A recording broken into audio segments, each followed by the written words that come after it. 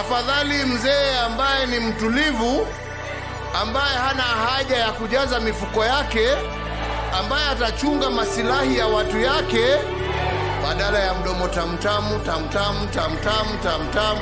Lakini akiingia ni wale wa kufanya moja yako, nusu ya mwananchi, mbili yako na tano yangu. Na mnawajua nyinyi kutafuta uongozi kwa kutumia dini au kutumia kabila, unagawa watu. Kazi ya uongozi ni kujenga watu wawe kitu kimoja.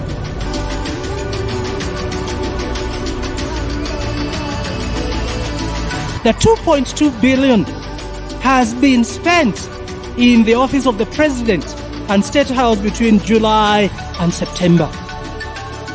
If you do that calculation, it means that we spend in that office 23 million per day and 1 million per hour.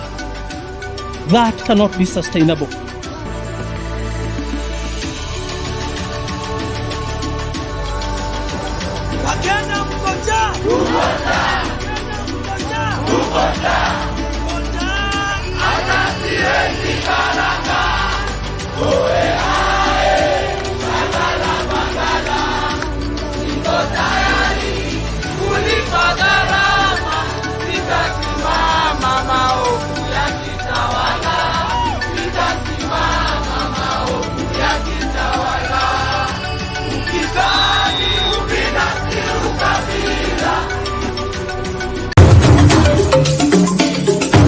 Sisi vile sio wote ambao wanataka ugomvi kwa sababu ya ugomvi. Niwaambia nyinyi ni wajinga mkimpata Ruto. Mkadhani tunawadanganya. Jeti ya Ruto. Hii maisha ya Ruto ni stress na ni stress. Mungu, wewe umetukosea. Tunaingia vijijini, mijini na hata jijini kukuletea taarifa mchana kutwa.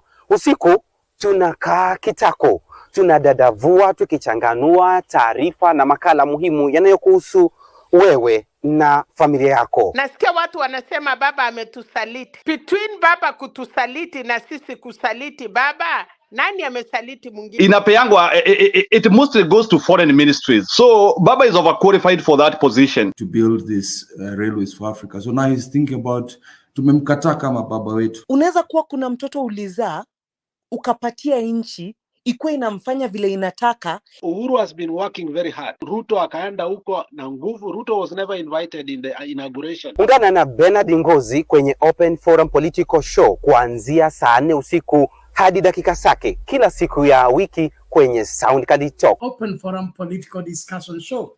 The show that gives you an opportunity to air what you feel and think about the latest development. Tukutane Sound Card Talk.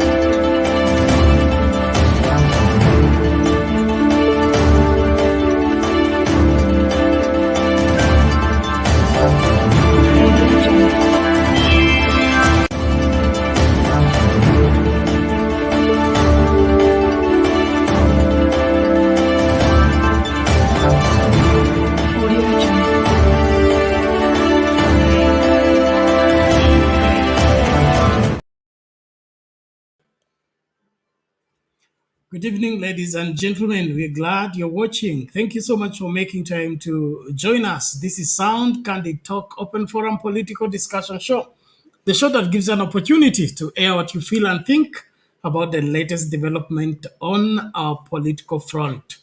Well, should the school open? Should the school not open? Confusion reigns after a late night order given by the CS for education for school to be the opening of the school being postponed for another week. Now, this happened when boarding school students had already been dispatched from home, and the traveling was problematic since there are floods and, of course, minimum vehicles. So some students are left stranded. Parents are panic, not knowing what will happen to their students who already had made it to school. Now, this is coming up in the backdrop of the floods disaster in the country that has already claimed the official figure from the government spokesman is 169 people have lost their lives in these particular floods. And of course, the rains that are continuing to fall in the country. And of course, the meteorological department keeps on warning that the situation is going to get worse by reason of increased rain in some parts of the country. And therefore, we are reaching out to you from wherever you are. Please understand the direction given by the meteorological department and stay safe. Move to higher grounds if you must. Stop waiting for the last minute. I understand the Red Cross are having a hard time letting people, or rather controlling people and getting them to move to safety. Kenyans are still waiting for that 11th hour, as our tradition has been, that until we see it with our eyes, we cannot take action. And this has contributed to this level of losses that we are suffering as a people. And so we're calling upon you, knowing where you are and understanding the environment you are in. Please, we need you alive, so stay safe. And of course, the government seems not to be reading from the same script, different orders from different quarters, and therefore Kenyans are left confused. This is one thing you need to watch for again in understanding where you ought to be, but your safety comes first. Please, we need you alive, so stay out of trouble, stay out of the floods, and of course, follow the directives you're being given by your seniors and people concerned with that department. Well, ladies and gentlemen, I want to appreciate each one of you for choosing to be part of this great conversation. Please, let's do it as our tradition is. Ensure that you are inviting somebody to join into the discourse from wherever you are, in whatever platform you are finding us. We are live on Sound Candy Talk Live, Sound Candy Talk YouTube channels, as well as Sound Candy Talk Facebook page, and then, of course, X, as well as TikTok. Thank you, those joining us on TikTok. Appreciate each one of you. Please, let's be on the forefront to share that live with everybody in our lives so that they can tune in and be part and parcel of this great conversation that seeks to help the country get better by, of course, calling the government to order and ensuring that right people are placed in right places where their function is required. And then, of course, on our poll question tonight, we are asking, do you believe the government is doing enough to salvage the situation? Is the government doing enough to save lives in this flood disaster? We need you to vote, and the place to vote is Sound Candy Talk Live YouTube channel, Sound Candy Talk YouTube channels. So for Sound Candy Talk Live, we have 18 people have cast their votes. Do you believe the government is doing enough to save lives in the floods disaster? Okay. 100% no, they are not doing enough, according to all the people who have voted on Sound Candy Talk Live. Let's check on this other channel, Sound Candy Talk main channel. 22 votes cast, and 95 say no, only 5% say yes. So please be on the forefront, like the video, share the link, invite somebody. Let's all engage. It is our turn to see to it that we call this nation to order by securing everyone. Think there is an issue with Facebook. Let's see. It appears the link is not going. Let's try again. The Facebookers, tujitahidi kukaribishana, hakikisha kwamba okay, link ndio hiyo imefika kwa Facebook. Wale ambao mnataka kuingia kwa studio kupitia Facebook, link nishapeana. Alafu wale wanatufuata kwa X, tafadhali shika doria sehemu hiyo, share your link, retweet, make sure that it's reaching new people, and then of course the others who are veteran in following the show, so that as we engage as Kenyans, we will be able to, be understood by many. Thank you. I can see Stephen is already here. Please make use of that link. Get into the studio. Let's get talking. Apologies for starting late. We are having a rough time. I almost called off the show. As soon as I was ready to start the show, we had a blackout, so we had kushikilia imani tu. Ndio Kenya Power wakatuhurumia, wakarudisha, ndio tumerudi. So masuala mengine yanashinda sisi. Ndiposa nilikuwa nasema tutafute hiyo battery ya kushikilia ili tuzizimiwe wakati tuko karibu tu kuanza show, stima zinakwenda. All the same, asante sana. Charles Green, karibu kwa show. Esther Stoll, welcome to the show. Michael Ngige, karibu kwa show. Anasema bado mapambano, Ruto must go. Okay, Gitonga, karibu kwa show. Asante sana kwa kuwa hapa. Nani huyu mwingine? Michael. William Adilo, karibu kwa show. Asante sana kwa kufika tena mapema. Simba Omar Said, welcome to the show. Thank you so much. Jeffrey Onyapidi, karibu kwa show. Angela Wamboi, karibu kwa show. Salome Amashibo, karibu kwa show. Asante sana kwa kufika tena mapema. Kuna DI English, karibu kwa show. Asante sana kila mmoja, tafadhali tumakinike. Sijaona chafueni hiyo screen ya TikTok, sijaona likes zikipanda. Kama unatupata confirm na kulike, alafu kama una swali hapo kwa TikTok unaweka hapo kwa comments, tutaisoma, alafu Wakenya wenzako watalijibu kulingana na kama ilivyo desturi. So confusion reigns about the reopening of the schools, and this is as a result of the disjoint communication in the Ruto administration. Gachagua says the school schedule should be preserved. Machoguru issues a secular, says school has been postponed to be opened on the 6th. So we don't know which is which, and students are left now hanging. Some had already reported in school. How are they going to be safe in school when the teachers are not there and school is not in operation? So this is one, confused government that we can't make sense of what they are up to. Is it that they are never prepared for anything, or it is just their nature to see to it that they create confusion and thrive in confusion, of course creating propaganda from nothing? Well, let's engage, let's talk. We need to hear you, of course, speaking to us. I remember the number of people who have lost their lives in the floods has risen from 83 of last night.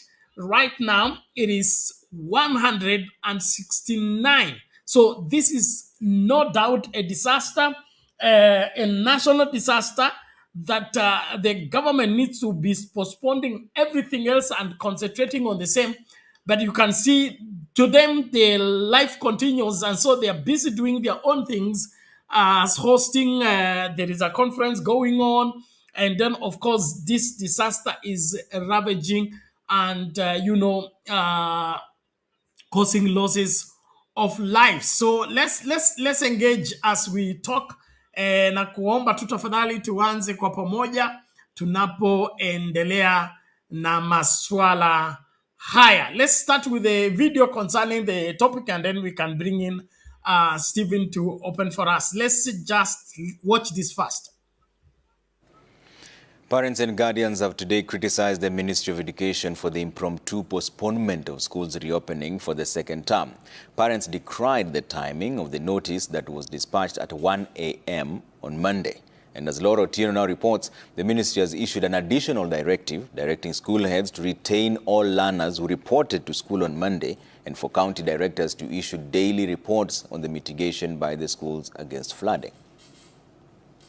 The situation at the Kisumu bus terminus on Monday morning. Tens of students with packed bags remained stranded as their journey to school for the second term was cut short. The situation occasioned by a circular published at 1 a.m. on Monday by Education CS Ezekiel Mashogu, postponing the scheduled reopening of schools up to 6th of May due to the ongoing floods in various parts of the country. Mvua haijaanza jana, haijaanza juzi. Kwa hivyo it doesn't make sense maana ya wao kuleta circular saa 7 ya usiku. Hata nani alikuwa online, hata headmaster mgani alikuwa online kujua kwamba shule hazifunguliwi kesho. Kia Rigiji akisema ati watoto wataenda shule. Hakuna kenye tazuia kuenda shule. Mimi nikatoa msichana yangu nikaweka kwa gari kwenda Nairobi. Sasa watoto wengi walitoka asubuhi, parents wengi wajui watoto wako wapi. Hasa hapo ni jambo tunakashifu kidogo, manake serikali hapo ingeangalia kidogo, hata heri inge announce hapo awali nyuma kidogo. Ingekuwa ni sawa. Lakini sasa watu wamechanganyikiwa, requirement za shule hata wajui ni shule wanaenda ama wanarudi wapi.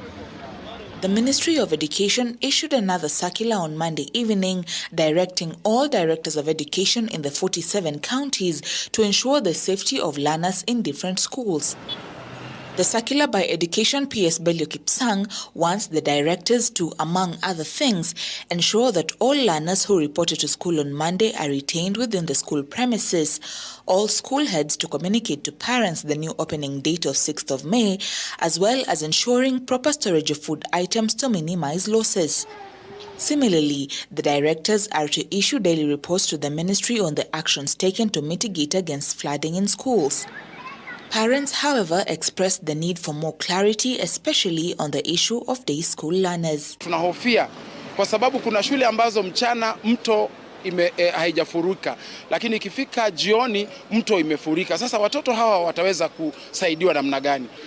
With more flood victims seeking refuge in schools, it remains to be seen whether they will be evacuated in the next 7 days in preparation for the new date of opening. Laura Otieno, Citizen TV. All right, on that note, we take... Okay, mambo ni kama hayo, serikali inayozungumza masuala yasiyoeleweka. Kwa kifupi tu nilete hii caption hapa, mtu amesema swala nyeti hapa, naomba tu tuliangalia kwa kifupi alafu Steven ataongea. Kuna hii caption hapa inasema kitu God help this country. Okay, let me just get it amplified. Where is it?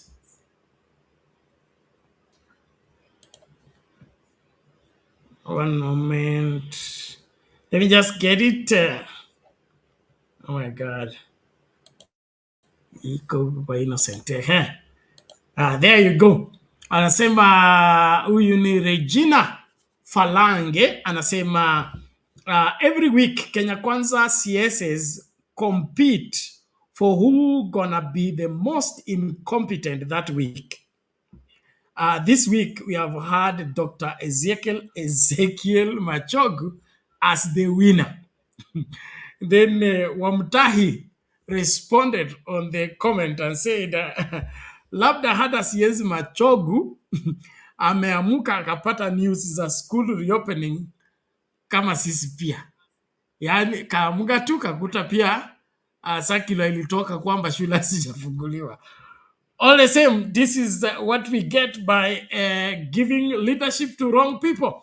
That is what we are treated to as Kenyans. What shall we do? Bwana Steven, karibu, hali vipi?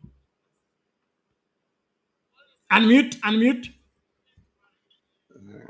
Thank you very much, Bernard. Yeah, this thing I talked about it yesterday. Yeah, that time you were away. What did I say? I say these people, they don't want to give those schools capitation. There is a problem in Kenya. about capitation.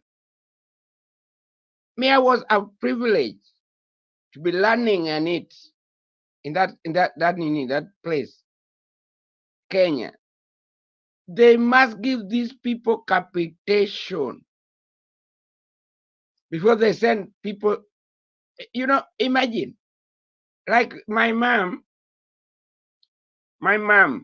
come from Migori. I come from Migori. That's where I was born.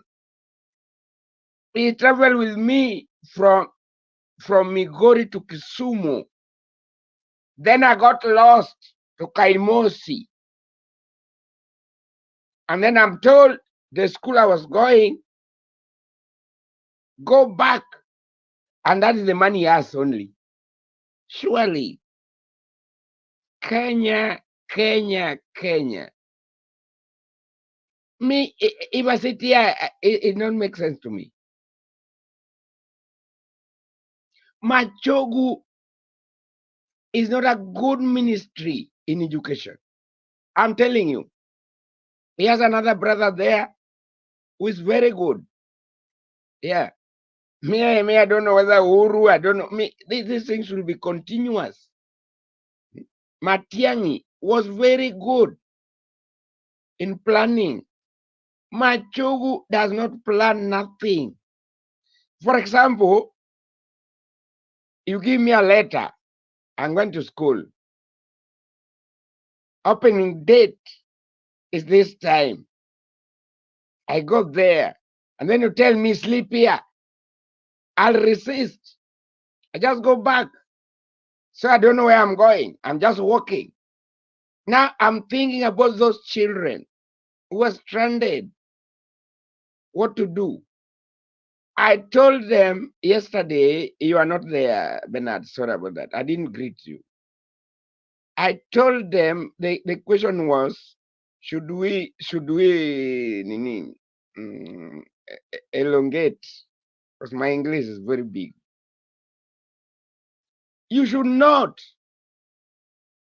And also that one is not a policy. Yeah. Don't use excuses for nothing. Machugu is using excuses. Those are the failed people. Now I've realized Machogu, I don't come from Kisi. It's a failure in education. He cannot make it. He will not make it.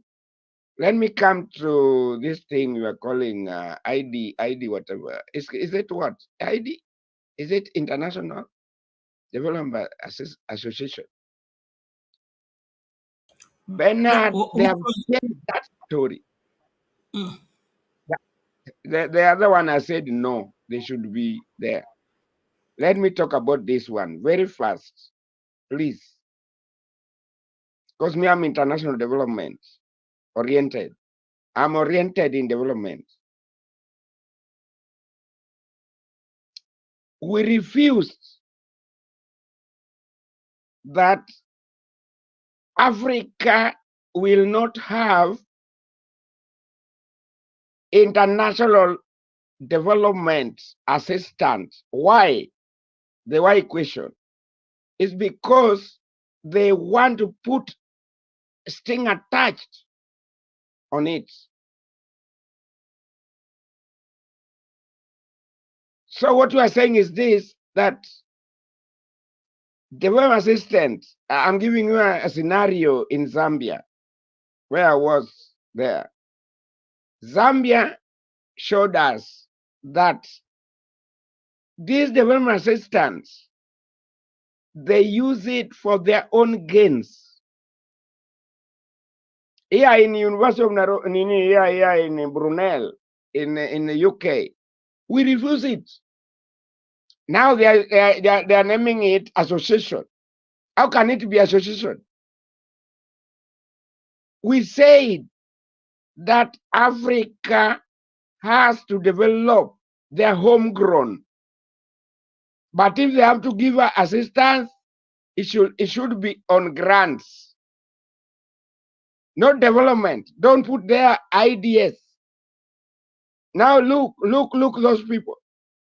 They were just plagiarizing. what IMF, World Bank is saying.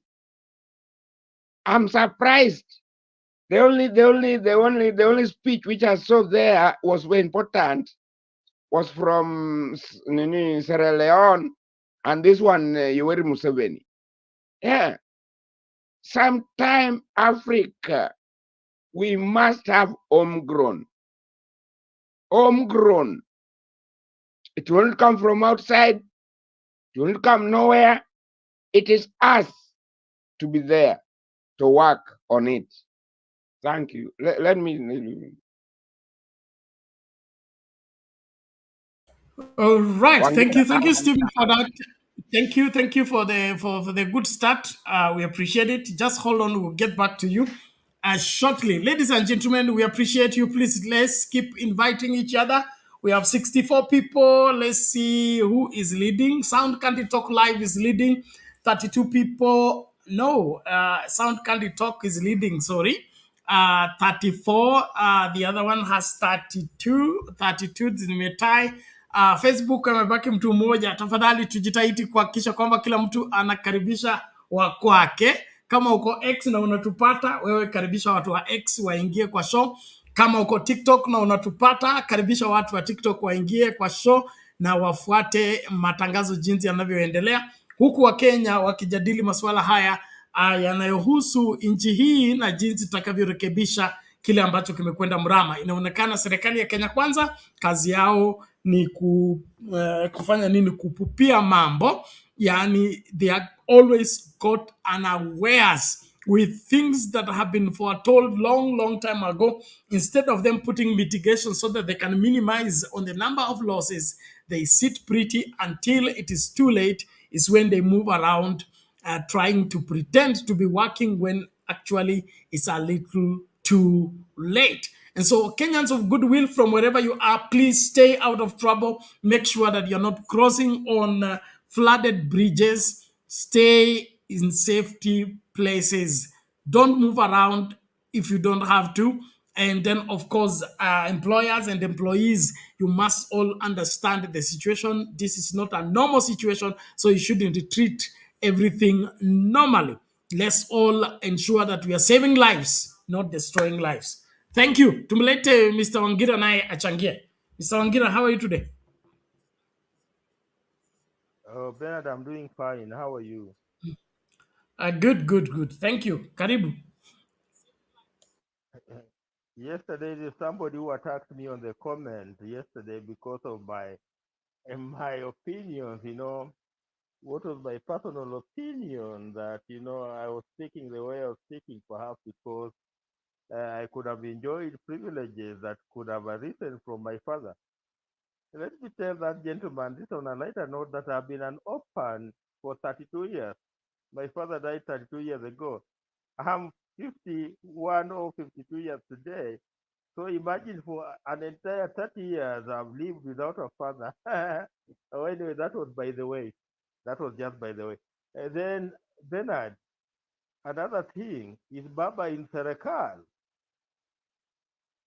Is Baba in Serekal? Last week I saw Baba was meeting, a number of foreign diplomats at his home in Karen. And, have you seen those pictures today where he was attending the World Bank International Development Association for Africa and Head of State Summit? And is it the reason why now Baba is not speaking or talking? Let me say talking. Or is he now abiding to the African adage that says that, if your mouth is full, you don't talk?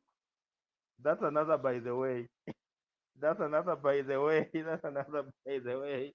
Anyway, now to the topic of the day today, Bernard. We were here last night when we were discussing this particular issue of whether schools, the reopening of schools should be postponed or not. Here, I remember, it was a hot topic here last night, and I remember giving my views that perhaps, on need basis, there was a need that, the government assesses the situation and perhaps, decides to close schools on need basis. But you know, what shocked me, Bernard, last night, just like as I left, you know, this platform, it was around 1. I came across a post from a gentleman called Dennis Itumbi, you know, saying that, you know, the reopening date has been pushed to 6th of May. And, you know, I thought that it was some of those jokes. And, you know, I picked it up and I posted it on my Facebook page, and you know, with a disclaimer that it was from Dennis Itumbi's, you know, wall, and he replied quickly on my wall saying that, you know, system fact, you know, that was the position. Bernard, why is William Samoei Ruto running his government as if it's a kiosk? You know, it's the kiosk that you open at 1 o'clock. He's doing what he knows best. Alikuwa muuza kuku. Bernard, you know, the only kiosks in the village, you know, some of us who spend some time in the village where your mother will send you to the kiosk at 11 in the morning to buy some bread, and you'll find the kiosk closed. And then you'll have to wait up to around 1 o'clock for the kiosk to be open. You know, I'm seeing this kiosk syndrome, Bernard, in the William Samoei Ruto way of administration. Bernard, you know, in any organized society and organized, not society, but an organized government, Bernard, you plan. And that's why you have technocrats, you have people to advise you. Bernard, you want to tell me that all of a sudden last night William Samoei Ruto discovered that, you know, there was a need for schools not to be reopened today, which was yesterday. I mean today, which was yesterday, because today is Tuesday. That, you know, he sent his minister to release a statement early in the morning at 1 a.m. Eh?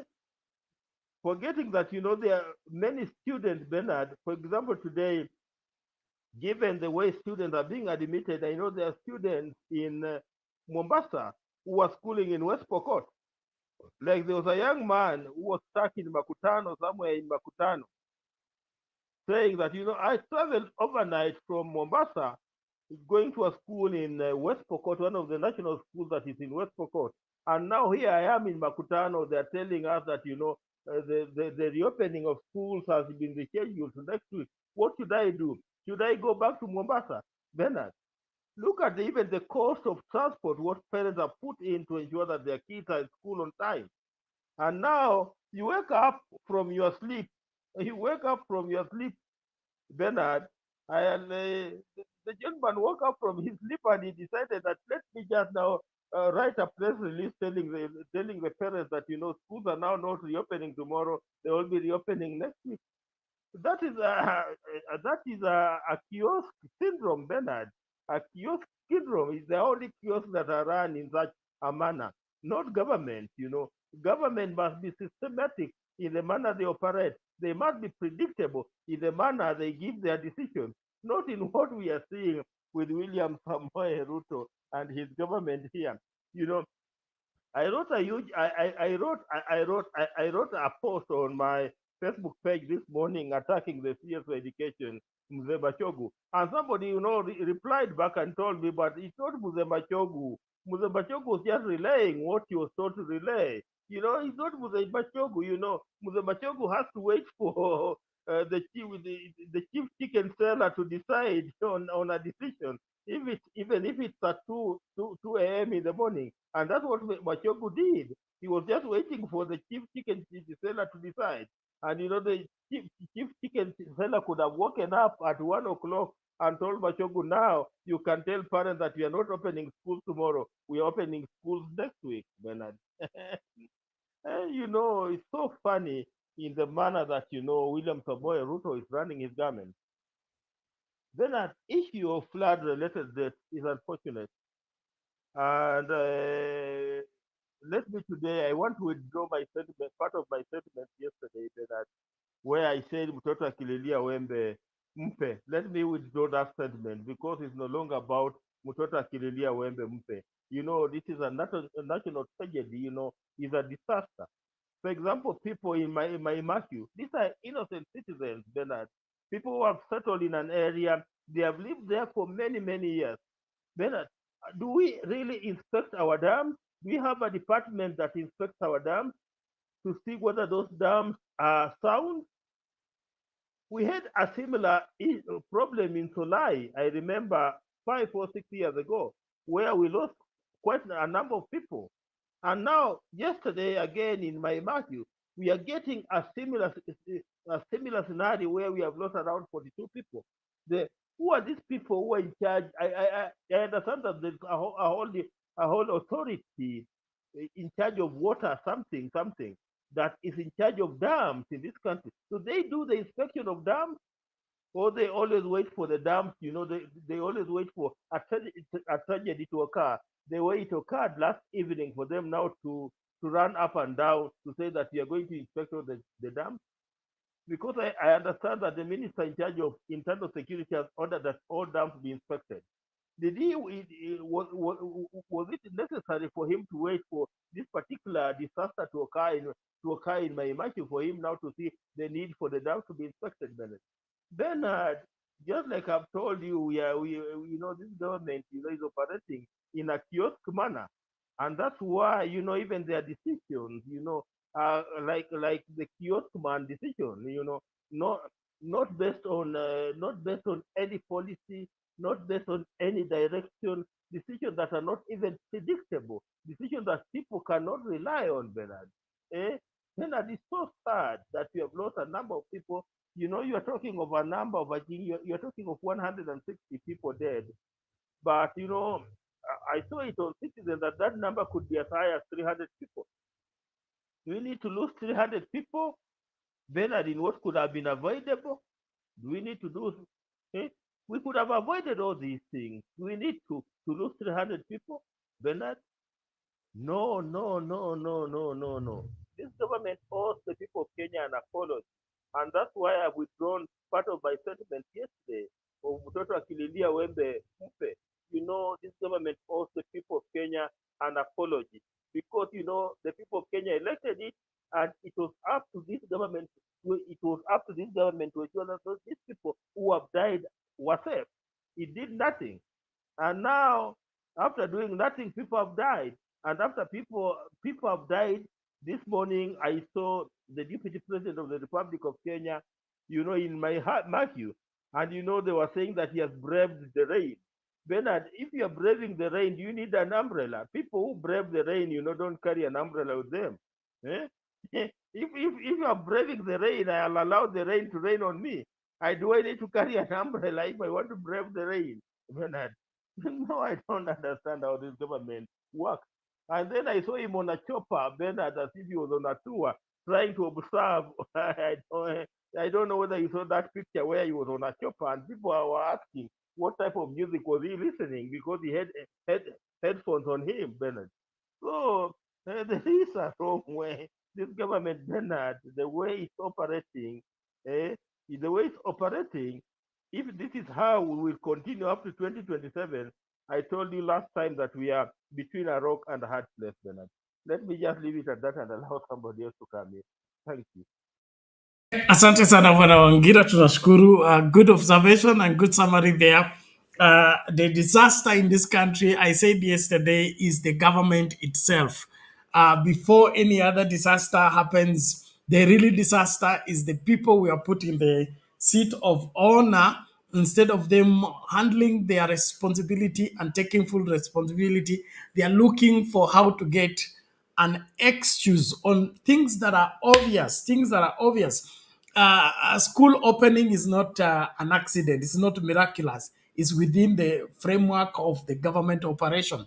Mitigation about floods and all that, it's all within the government policies and all that.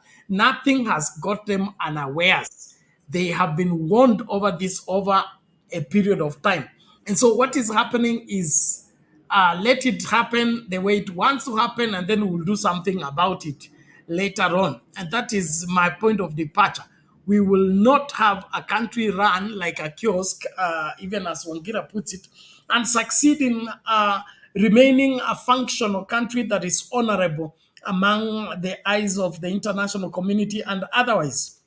If safeguarding the lives of Kenyans, we cannot guarantee. We can't guarantee the safety of the CDF. We can't guarantee the safety of government officials. Which are we guaranteeing? Is it only William Ruto that needs to be protected and is being protected so that he does what? Because his main job is supposed to take care of Kenyans. If he's not taking care of Kenyans, why should he be protected in the first place? And so as we engage, please, let's be factual, let's remain focused and do what we must do. And that is get this country functioning by removing it from wrong hands and putting them in right hands. I said yesterday, I talked about the guru for leadership. Dr. Maxwell says everything rises and falls on leadership. Until we fix the leadership equation, we cannot fix anything in this country. And so, Kenyans of goodwill, let's all rally together. Let's do what we must do. Get our act together. Save the country as a priority, not as a by the way, not as an afterthought. We need to be deliberate about rescuing this country, especially the young people. Understand that the debts that William Ruto is digging us into, you are the one going to pay. Understand your children are the ones going to pay. Your children's children are the ones going to pay. So if you don't want Ruto and team to continue digging the hole for us, let's stand up against him. Let's let him know we are not happy with the way he's operating. How does he lead a lavish lifestyle when Kenyans can hardly put a meal on the table? Kenyans can hardly be guaranteed of tomorrow. Now they are homeless, they are houseless, things are falling apart, yet he's on the next flight to the next conference where he's discussing 1, 2, 3. Now, as a people, we have a choice. Before I bring in Maunga, let me just play this video. And then as a reminder, it is end month, 30th of April is here. We are paying our bills. Please, let's respond by doing what we must do. The details are already in the comment section. How to send in your contribution, which is voluntary, and everybody does their part, and together we make the difference. So the M-Pesa till number is 516575. Sound Candy Talk, or you use the M-Pesa line, which is +2547184 454585. The number once again, +2547184 454585. Bernard is the name. So tafadhali tunione hizo hela zikianza kuingia tunapoendelea na mjadala. Let's just watch this and then Maunga can take it from there. This country is a mess. We must all rise up and get things working again. Now, death and destruction in Mai Mahiu, Naivasha in Nakuru County are the latest effects of the ongoing heavy rains. Residents of 4 villages in the area are counting losses both of life and property after intense rains overwhelmed blocked waterways that had gathered tons of water, killing 48 people and property of an unknown value.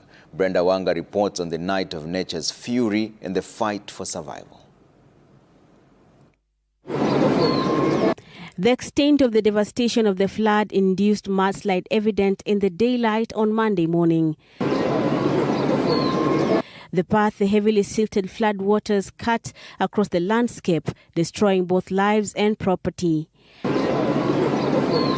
A closer look reveals even more finer details of the power of the floodwaters that swept through the plains and the valleys. When the residents of these villages retired for the night as usual, they had no clue that hours before daybreak, everything as they knew it would change drastically and tragically. 10 za usiku tukiwa tumerara ndio tulisikia mgurumo mkubwa sana wa maji. Hiyo maji imeosha nyumba za watu walikuwa merara wamebebwa. The flash flood sweeping through 4 villages of Old Kijabe, Kamushira, Gorea and Mai Mahiu. In its wake, tens of people lay dead, men, women and children caught unawares, trapped in their houses while they slept. It was a fight for life, quite literally, for the survivors. Maji ikajaa kwa nyumba hivi katuzungusha, katuleta mpaka juu. Nikang'ang'ana, nimeshika mtoto kadogo ya miezi 7 hivi na mkono, mwingine miaka 3, wengine 2 tena, na hawa ndugu zangu tukang'ang'ana mpaka nikaweza kubomoa mabati. Sasa mahali niliamkia ilinigonga kwanza kiasi, nikaanguka ndani ya maji. Mahali niliweza kutoka nikaenda kujulisha wengine. Efforts to rescue survivors were ongoing early morning, with some of those affected lucky enough to survive the floods. Hours later, they were moved to hospital for medical attention. The Ministry of Water, in a statement, attributed the flooding incident to a blocked underpass or tunnel that channels flood waters to River Tungi along a railway line. The ongoing rains had deposited debris, stones, trees and soil into the tunnel, causing a blockage there. The flood waters gathering over a period of a few days, and Sunday night downpour was the last stroke that caused the breakage of the railway line and consequently the breaking of the banks of River Tungi, occasioning the tragedy that now grips the 4 villages. However, some residents say there had been warnings about the impending tragedy last week. So ni venye sometime wana assume, but swali iko hapa, serikali ndio wanapeanaga hizo title deed za shamba za mto. So tunaomba tu serikali ikataze kupeana hizo title deed. The flash floods affected transport as sections of the highway leading to and out of Naivasha were cut off. Vehicles on the road at the time of the floods were also affected, with some swept by the floods with their occupants, some bearing the heavy impact, others not so much.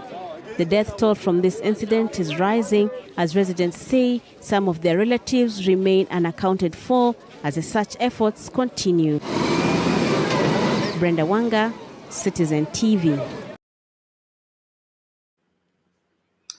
Haya, mambo ni kama hayo, hali inakaa hivyo katika nchi yetu na inaonekana serikali haionekani kwa mstari wa mbele kusaidia masuala kama haya. Tuendelee kujumuika tafadhali, kukaribishana, kukumbushana ili tumakinike pamoja. Sound Candy Talk Live 49, Sound Candy Talk 40, Facebook 1% and X 4 people. So tafadhali tujitahidi, shika doria, karibisha wakwako ili tukajifunze kwa pamoja.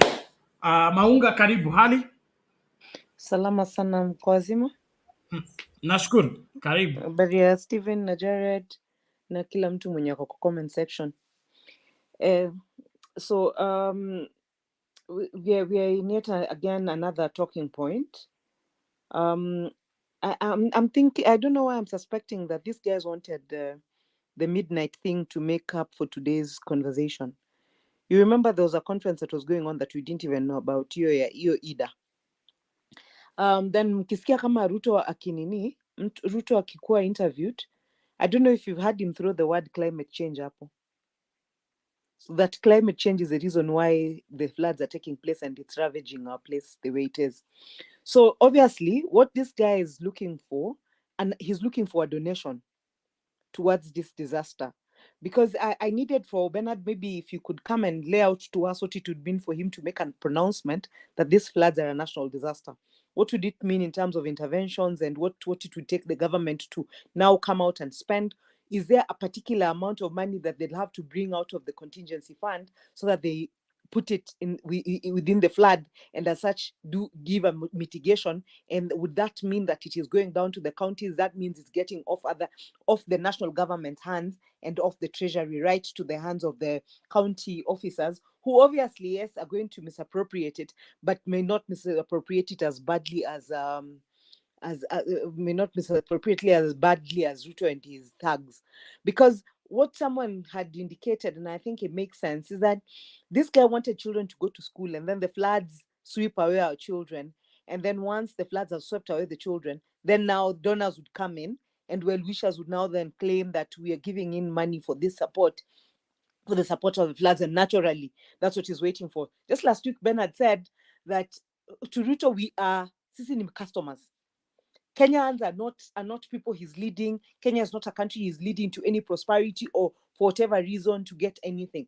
He's actually there for money. And anything that he's doing was literally just to get him money.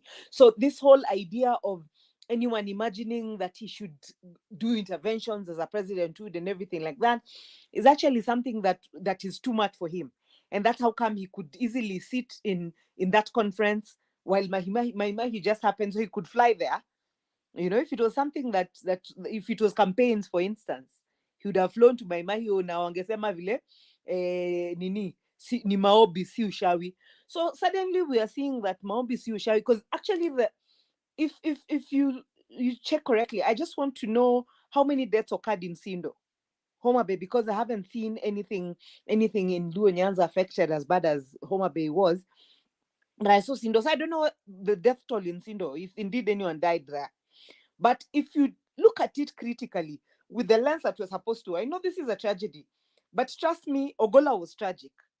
Ruto taking the country the way he did, the IBC people being murdered, including Akina Msando during that time, and this time, including that Kamba who died because he had been abducted, and it's almost like he was just killed just before the results were announced, almost to show as an example to Chebukati what would happen to him in the event that he announced contrary reports, or maybe they had kidnapped one of his children or even the wife, and as such there was a threat like that to his life, and so kidnapping this Kamba and killing him just before the results were announced almost appeared like it was supposed to have been a communication to that effect. So my suspicion is this blood, it is in fact not a suspicion, this blood that was spilled for Ruto to get into power, this ring that he wears that he made into something like that looks like a wedding ring, so that we do not know company ring ya ushirikina, because Resho would have been wearing that ring, and Ruto has never worn a ring all his life. Suddenly he just started wearing a ring just before his presidency, and now during it, even sazile zinamrave, sazile anakonda vizuri, sazile anakai anaenda kukaa mfu, then he tends to rejuvenate, then more blood of Kenyans tends to pour and everything like that. It seems to refuel him. So that pain, because you see the truth about God is his meals grind slowly, but it grinds exceedingly small. So the areas that are mostly affected by these floods and people are dying and their president is in the country, or even if he flew out for whatever moment he did, they had to come back. He had to come back to stand, see whether he can get sympathy and get more donations towards the tragedy that he's not concerned about. Notice how he's not gone to those areas. Now, hizo areas zote ni watu sio ushawi, ni maobi. So the truth is, this same God we have been calling on, and I tell you, Bernard, there's a spirit in operation. And I know I speak in the spirit, because I don't think that these things God allows me to speak sometimes. And then remember the day I was telling you about Ruto being a dangerous man and he can kill anyone, including those doctors. The following day he kills for us Ogolla. The same way, this spirit is in operation that is now afflicting the worst. Watu wa maobi wale si wa ushawi. Let's be very keen to see what our God is doing. Let us continue calling on to this God, because God has not sent us a memo that he has died and left Ruto and his witches and wizards in charge of the world. That God is going to come and sweep Kenya clean. God had said that he's going to damage the world with water again. This one that is ravaging Kenya, this one that Rachel claims to have prayed for rain.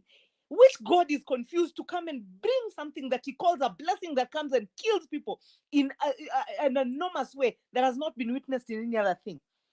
Which other war is this? Which other war is this that we've witnessed in this country that has cleared people with the kind of ferocity that this thing has cleared people?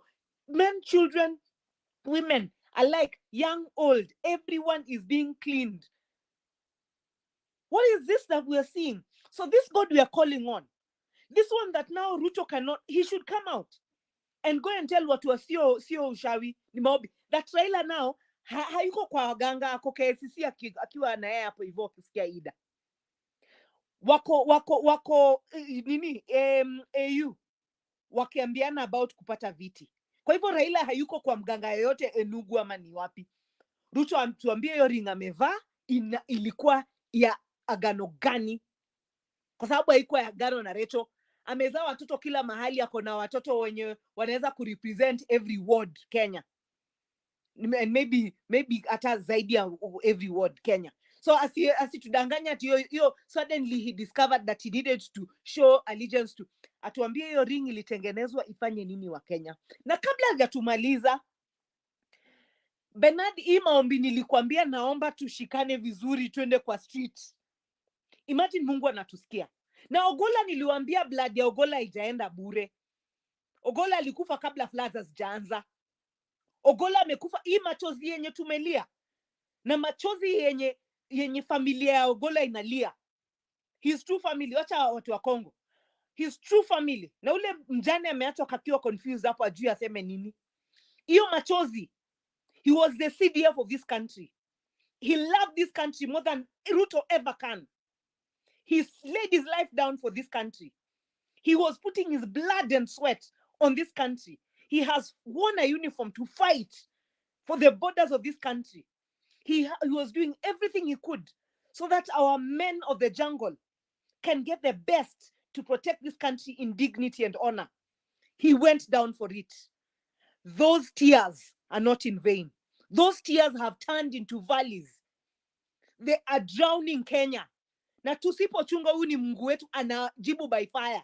But naomba aipeleke kwa mlango ya Ruto. Naomba kesho tuamke, tupate wa Ruto amefagiliwa mahali. Tupate Ruto amezama mahali. Tujue that this God hakulangi akunywi mursiku kwa wenyewe. Asante. All right, asante sana. That's clear enough, and we should all be vigilant. Do what we must do.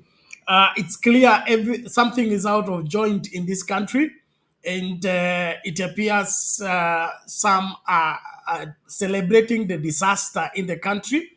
They don't see the suffering of Kenyans. To them, they are honoring their sacrifices to whatever gods they gave their souls to. But it's now left for us as Kenyans to rise up and take charge, recover our country. Let's not dance to the music we are being played for and begin to choose our own style and choose our own music. These warnings about the country going through judgment by reason of the historical injustices that have been visited on innocent Kenyans throughout this wherever time from the 60s at independence, we have perpetuated the historical injustices. Successive governments have committed crimes against humanity and against the Kenyan people. Some with some apologies, others they were like Wagala massacre, the Kisumu massacre, the assassination of Gamapindo, JM Kariuki, Tomboya, all that was a government undertaking an ill-advised action against the people. And those bloods are now crying for vengeance. They are crying for payday. And so we are torn between what should be and what should not be based on if the curse has come to full fruition, kikombe kimejaa, lazima kimwagike. Na so kuna vile tunaweza kuomba, lakini kama kikombe kimejaa ni lazima kimwagike. And then all the culprits need to be taken through that particular process. And also the rigging of elections. The rigging of elections has become a culture in the country. Not even a culture, is now a law. Okay? Because you can't rig 2007, rig 2013, rig 2017, rig 2022 and tell me that there is another way for anyone to become president in this country other than stealing the elections. And so if that is become the law, then these people who are pained by the loss of elections, these people who are victimized by winning elections and they are denied the responsibility to lead the country, God is going to come for their aid. God must bring this to an end. And one way to bring this to an end is bring judgment to the house of the perpetrators of these injustices against the Kenyan people. And so a lot is at play. That is why I want to call on Kenyans. Let's be vigilant. Let's be focused. Let's not play games at this time. We are living in a very dangerous time. And so being sober, being vigilant is a virtue you cannot ignore at this point in time. And then, of course, the road just near us here was under construction. They were tarmacking it, and I passed there, and the contractor akamwaga hiyo kokoto, akatandaza na akapotea.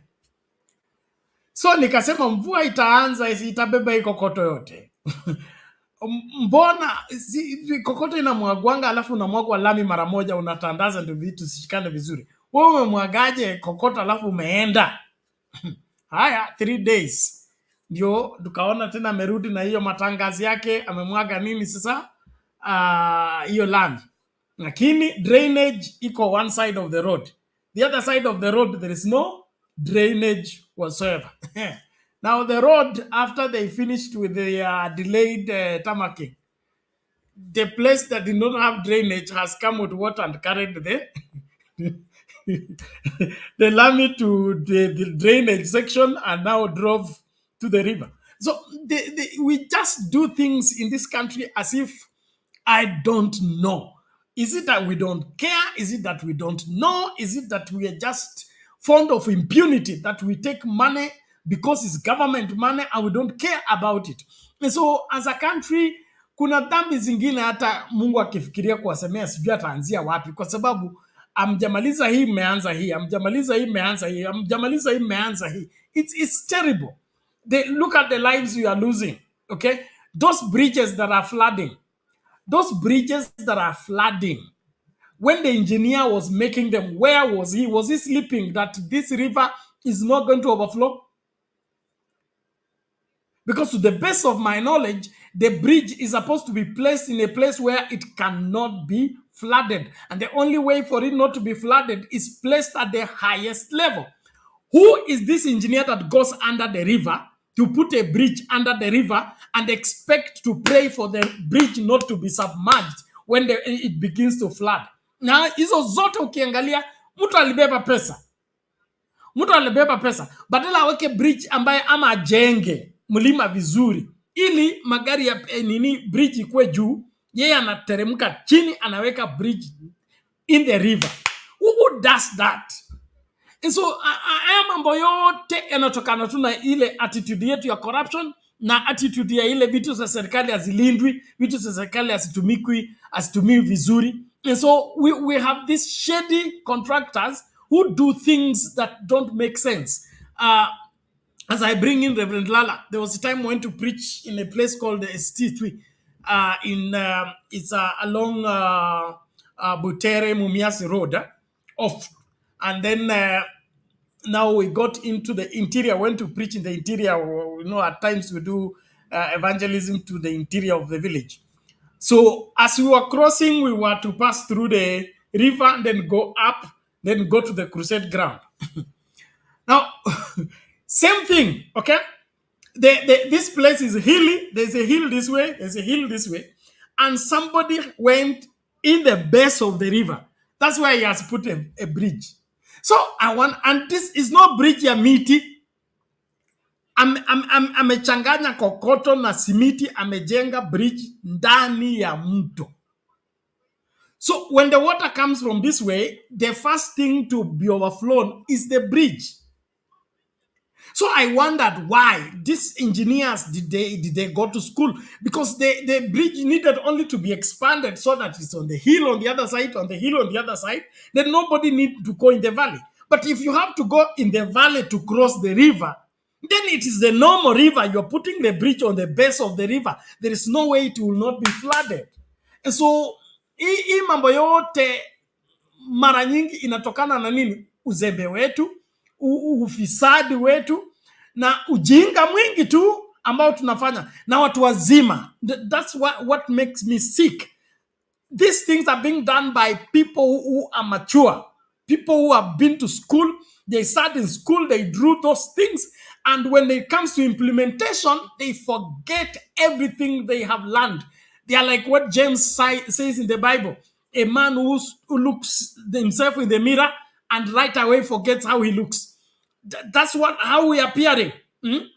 Look at William Ruto. William Ruto claims he's a doctor from University of Nairobi. Okay, the first doctor to deny scientific findings. Where do you hear that? Scientific finding. Watu wa meteorological department wanasema mvua inakuja na hii mvua itakuwa mingi.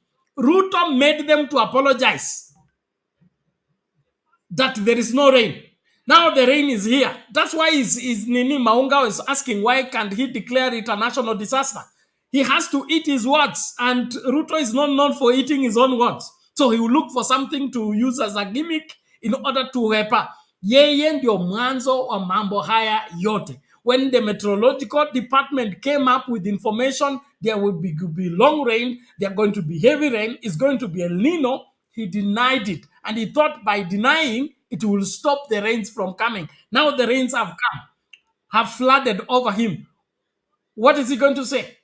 So Wakenya tafadhali tumakinike. Na aswa wale watu mko na nafasi ya uongozi. Naongelea kuhusu magavana, naongelea kuhusu wale watu wanapeana hela kwa mainjinia. Kama huyu ametengeneza kitu hapa ambacho akifai kabisa. Lakini ambeba pesa ameenda. Sahi hakuna tractor, hakuna chochote, lakini part of the road is already carried away by the floods. Na amelipwa tu last week. So it makes no economic sense. It makes no humanitarian sense. Let's get our country back. And the only way to get our country back is get rid of bad leaders, starting with Ruto and team. They should be shown the door. And Kenyans, you're the ones that have that right to do that. Thank you very much. As we continue to Nini now, like what Kindiki is saying, that now dams to be what? Examined. Dams are examined during dry season or during rain season. Yani hawa watu wanaonanga Wakenya wajinga sana tu ni wakwenda kuambiwa chochote kile. How do you go to examine a dam that is already full, is overflowing, is breaking? Then you're going to examine standing where? Hizi vitu zote zinafanyika, sisi tuko tu tingiza yellow, kazi ni kazi. Kazi gani sasa? Kazi ni hii kuwa Wakenya bure. Let's wake up. Let's do what we must do. Thank you very much, ladies and gentlemen. Tuendelee kukaribishana, tumsikilize Reverend Lala, alafu tutarudi kwa Steve shortly. Please, let's be on the forefront. Let's do what we must do. Get rid of bad leaders at all levels. All levels. Reverend Lala, take it. Asante Bernard, asante wenzangu Wanjira, asante Maungo, asante nani tena Steve, nimekuona hapo. Asanteni wenzangu. I don't know where to start, but I just want to compare two countries, how they responded to this disaster. And I have a lot of I don't say God told me, but I think there's a lot of spiritual connections, something that we can draw from those two great examples. And that is, I want to compare Dubai and Nairobi, or Dubai and Kenya. The airport in Nairobi, JK, and Dubai airport. How the two nations responded to this disaster. Let me draw back from my own training. Yes, I'm a pastor. Yes, I preach. Yes, I believe in the spirit, but I'm a trained disaster management specialist. I'm trained, I'm licensed, certified by the US government. When 911 happened, I was in Kenya. They flew me back to Washington, D.C. Through different routes because we are not quite sure, to go and work on the site.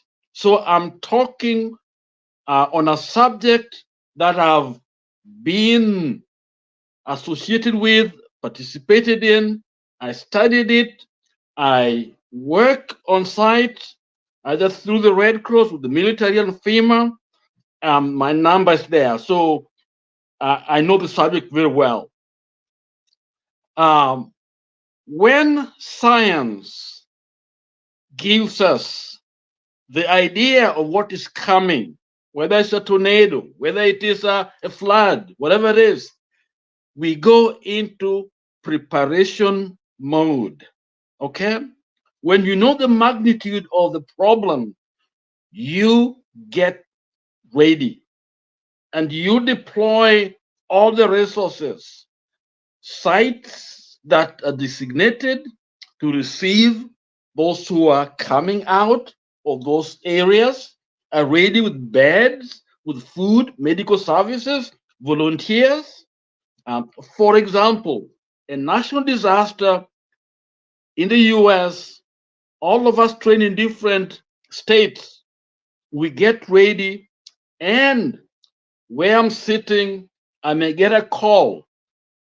The airport ticket, the airline ticket is ready, government sends, and I run to the airport immediately to the site. Kenya government has the same information that we have. The training for disaster management is very integrated, is one. So I don't know why they never use it. In a national disaster, if declared, it means all the resources are put in charge. And actually, the president become the de facto leader. But of course, they have someone trained. If it's a 4-star, 5-star general, or somebody specializing in disaster management, take over on behalf of the president. Okay? In the US, it's almost like a high level, cabinet position, that person. So Ruto takes over immediately. And this is where I even pity Sakaja. Sakaja has his own failures. But the magnitude of the disaster required a national effort, which means Sakaja would give up the leadership to Ruto to begin to manage, because Ruto has more resources because of the nature of the disaster. The reason why we vote for a leader is this leader, even in olden time, a leader was to lead us to war. A leader in any group, any tribe, was one who is able to lead us to war. So fighting things like disasters is one of the reasons why we need a leader. So when a leader is not responding, it is criminal, it is a neglect of duty, it is the worst betrayal of a state. Ruto has chosen even not to declare state of emergency or national disaster, which means with all the intelligence, all the information, he has not been able to step forward and tell us what to do. That by itself, he should be arrested immediately. He should be court-martialed because he has the resources. He knew science already had given us the idea of what was happening. He did nothing. So now let me talk about Dubai, because I just had a chance. I just came from New York. I had there's a wedding of my friends there.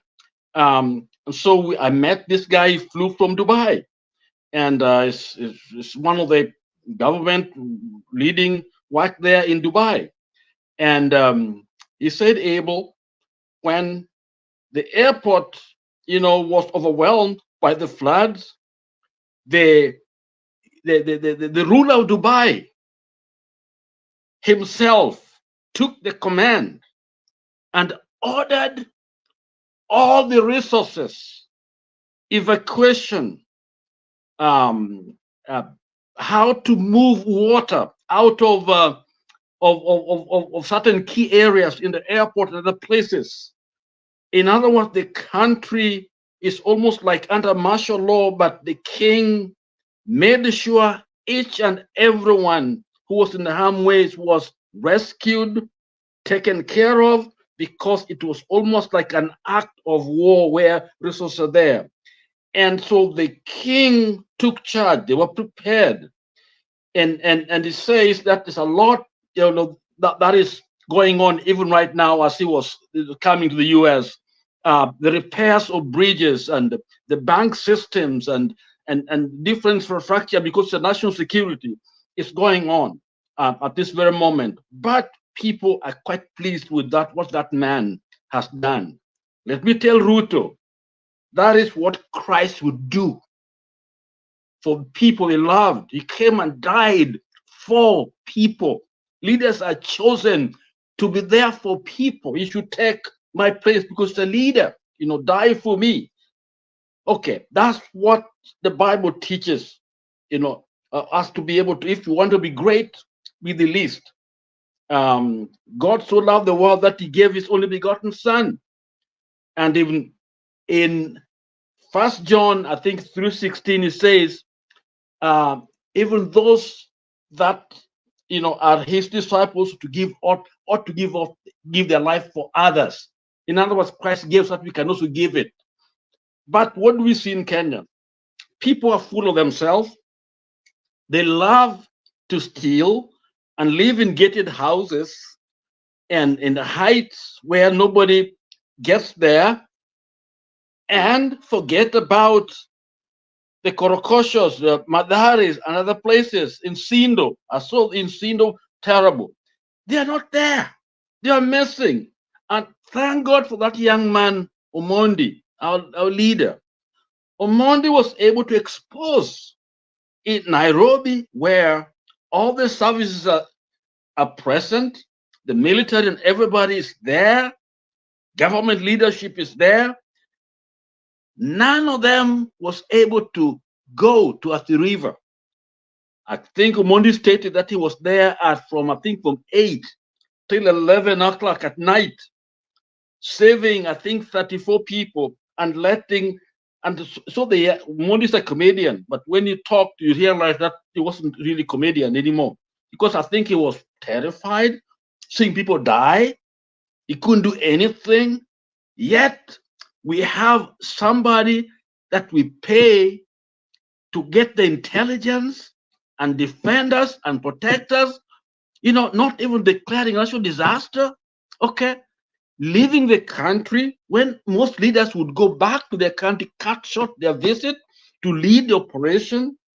The man has not, as he visited those places, I don't think he has done any visitation. My fellow Kenyans, it is sad that we are on our own. And therefore, to expect Ruto to do anything is like we are deluded. Okay? Ruto will not do it.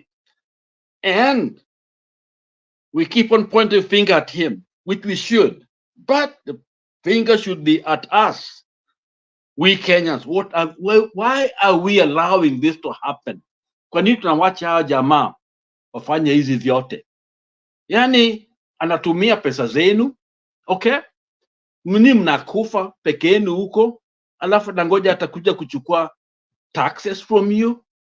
People are in dire need. This is time to rally the country so that we can be able to protect the lives and also work toward restoring. Because when there's something like a flood, it is not just human lives. There's much more. Economies beat, technology. There's all kinds of other things that go on that we'll only discover much later how it has impacted, the nation. Okay, businesses are lost. People can't make deals with Kenya because they can't rely on supplies coming from Kenya if there was anything we are exporting.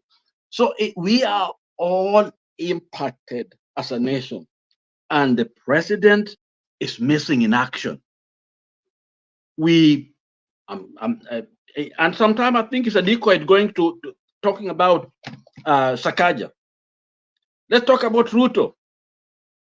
He's the one, because if you can get rid of him, there are going to be no Sakajas and others who don't know what they're doing. So my fellow Kenyans, I think we have failed our country because we let someone we didn't elect, somebody who's not doing the job, somebody who's stealing from us, and this group of people around him who are doing nothing, and we call ourselves civilized. We went to school and we can do things, and all we can do is talk, and they're doing nothing. So Ruto knows us. He's not going nowhere. He's just going to be there.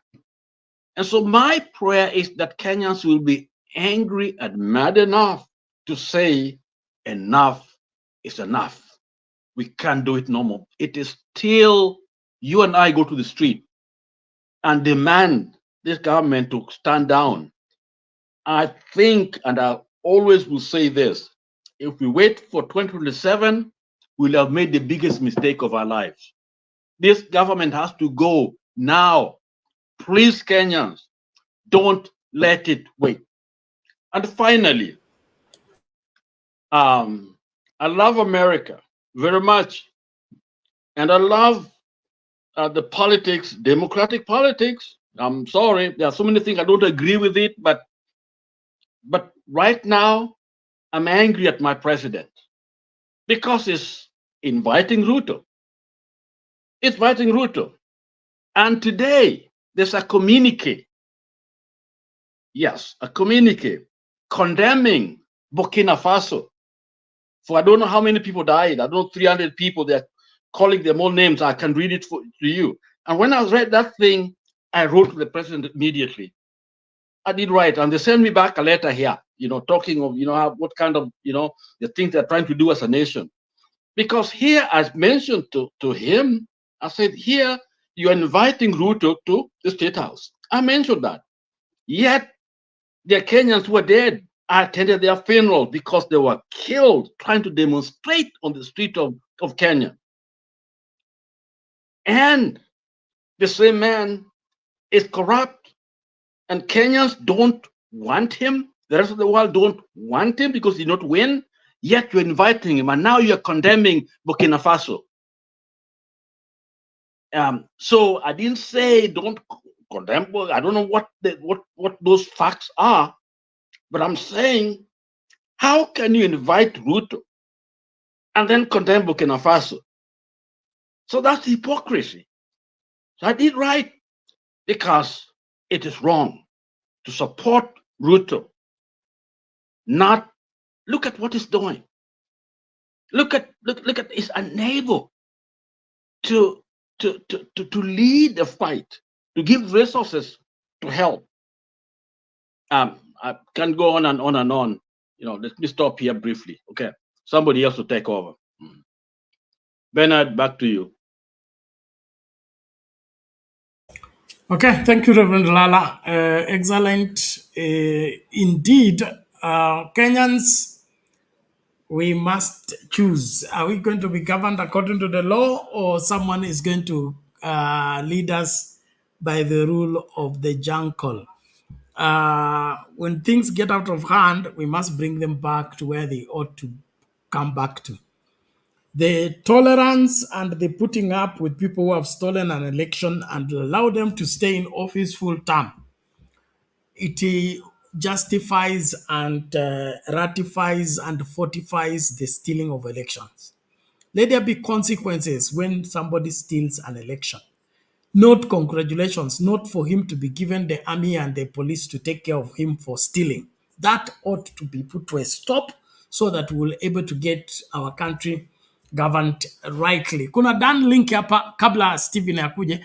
Dan Link anasema fact check. Mai Mahiu accident was not caused by a dam, but old tunnel field left unattended by the Kenya Railway. the tunnel was a reservoir of the water that went bust. Blame the Kenya Railways. I still don't buy into that because the Kenya Railways does not exist in the vacuum, does not exist in its own space. The Mai Mahiu falls in which county? When the flood warning was being given, there is nobody in that county government that remembered that there is a tunnel that passes water that has been clogged, and with that there will be disaster. Kiara, Governor, Kiara. Oh, okay, hold on, Stephen.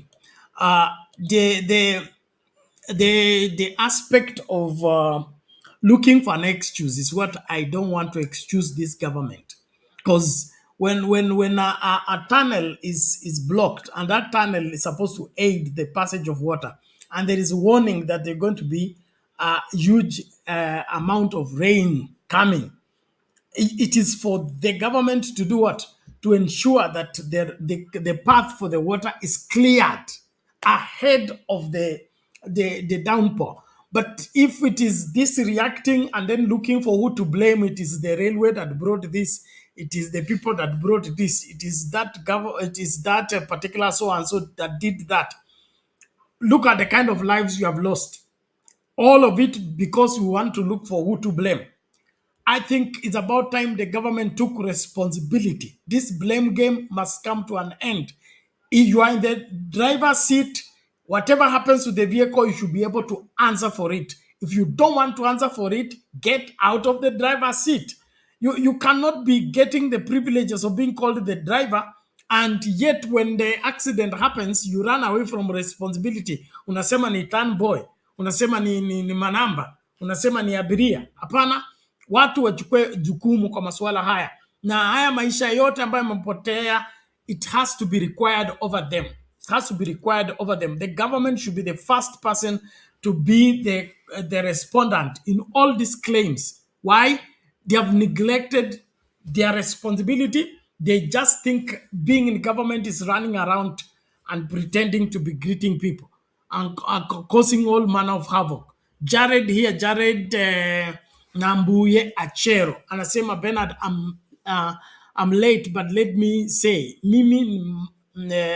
mimi maskini mtoto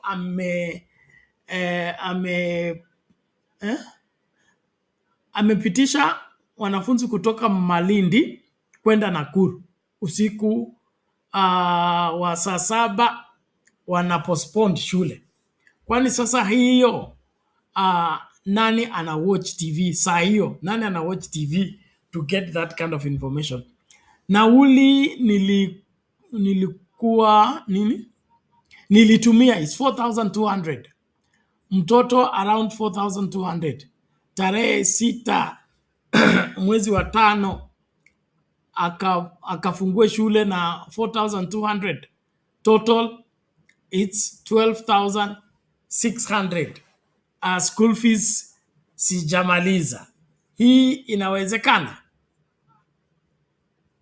Now, it's all manner of people who have no sense of responsibility at all, and especially the health docket and the education docket. The people in those two dockets are not competent at all. They have no forethought, they have no proper anticipation. The in thing, and hii maneno ilianza tu mapema, okay? Kama they were considering to hold the opening of schools, they should have made proper communication early so that the parents know. You don't keep insisting the schools are open and now you go and change your mind at the 11th hour. They should have made a communique. Let everything be put to hold. We concentrate on the floods. We'll give a communication on when students should report to school. Because of the floods, watoto wakae na wazazi wao kwanza mpaka siku ile tutafanya nini? Official communication. Just that simple communication will save us all this confusion. But you keep mum and begin to send our children in places where they will not be safe. This ought not to be the case. Well, ladies and gentlemen, thank you so much for joining into the show. Tuendelee kukaribishana tafadhali, makinika. Stony PK sijui mko wapi, Mato Makandet unahitajika huku, Julia, wakereketo wangu wote mfike tafadhali, ama mi masandio hayo na naendelea kulemewa, so nikishindwa kabisa tutafungasha. So tafadhali kama mnakuja njooni. Stephen, unakuwa unasemaje? Swahili. Mimi sijui unajua Swahili kama mimi. Kama mimi niishi Tanzania. Yoke Bernard. Kitu nasema hivi. Daraja. Bridge. Because I'm now talking to Lala. Lala, you know, came to Nini Kadika. Yeah. You know, there was a person there who built a big bridge, a good bridge, from Migori to my home, Bono Nyironge. I'm not addressing Lala because Lala was there. Maybe I refused to understand this. He put good infrastructure. And I was traveling on a bicycle. I was young that time. Now I'm not young. I'm going old. We need those people. You say, we need people. Engineers have failed us. For example, engineers have failed us. The one I follow is engineer. But this thing called structural engineer, me, I don't understand this engineering. It doesn't make sense to me. They build a house, the house is submerged. Surely, we have to revisit this called engineering class. Others are called what? The IT, with no name. At IT, guru. Some of them, they are called themselves guru, a mighty guru. Intelligentsia. What are they doing? Nothing is working in Kenya because Kenya has been robbed by Ruto. To be sincere, Kenya has been robbed by Ruto. Somebody, my friend, I called him when I was in my house. Here. He told me Ruto lied to him because I know he's a liar. Ruto is a liar. I said, this zoology and botany. Let me talk to Lala. Lala, do you know something called, as you combine the two in Chiromo University? Answer me. Nothing. Nonsense. Which means Ruto is a liar from the word go.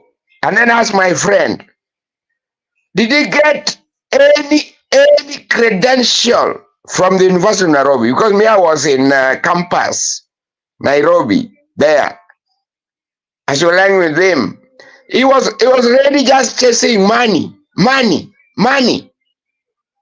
And then today at IDA, it's called IDA Conference, International Development Assistance Association. It's not association, Lala.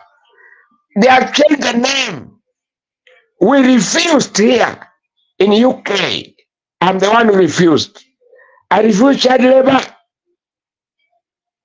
They should not take children for laboring. I told them, if you are giving us aid, don't give us condition. Now they change it to be association. For example, at the head of state, they are talking. Who talked there? I just listened to two talks from Yoweri Museveni, Uganda, and Sierra Leone. The others were just plagiarizing. You know, you can be arrested. To plagiarize everything everybody talk about every time. Look how those heads have said. And then they write in the media, 100 head of state, Africa. How can we make it? And Ruto was there. I was looking Ruto there. And he was thin in the middle. And even Sulu could not even talk. Present their country. Somali did not talk. Let me give you a scenario. What happened? Me, I was listening. You are busy. I was listening. You see, and also we have found that the people in Africa who want to decolonize are neocolonizers. They want to repeat what IMF has done, what World Bank have done. As we are there in UN, for example. Okay, what is the roadmap for International Development Association? Not even association. We refused. Look at scenario in Zambia, which I have a paper here. The scenario of international development assistance is tied. Africa cannot rely on international development aid. Never. Nothing. Okay, well, It's a dream. It's a daydream. Yeah. Sorry about it. Exactly. Thank you so much, Stephen, for that. And I want us to listen out to what Museveni said. I loved Museveni for once. He's proving he's a senior statesman. He gets on the podium, ignores all those timing machines, and speaks like a grandfather that he is, and speaks until he finishes his speech. There was nobody to tell him to stop. And what he said, nobody expected him to say. And he's the only one as a soldier. Yeah, to protect him. That's it. Please, those are economists, macro and micro economists. Yeah. Stephen, let's wait.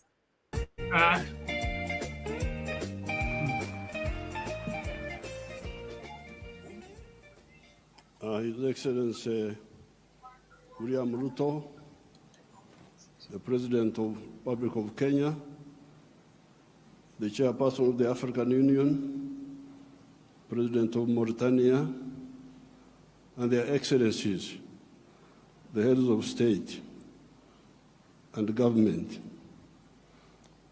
This is a topic I can speak on for the whole day. I'm therefore glad we have had this meeting where the presidents of Africa meet with some of the Western leaders.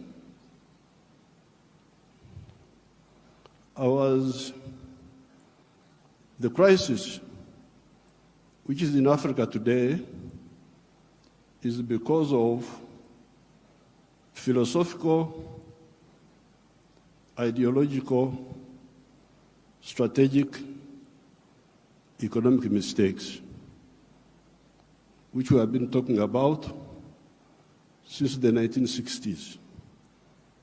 This is not an accident. When you see the crisis in many of the African countries, the collapse of states, we predicted this in the 1960s.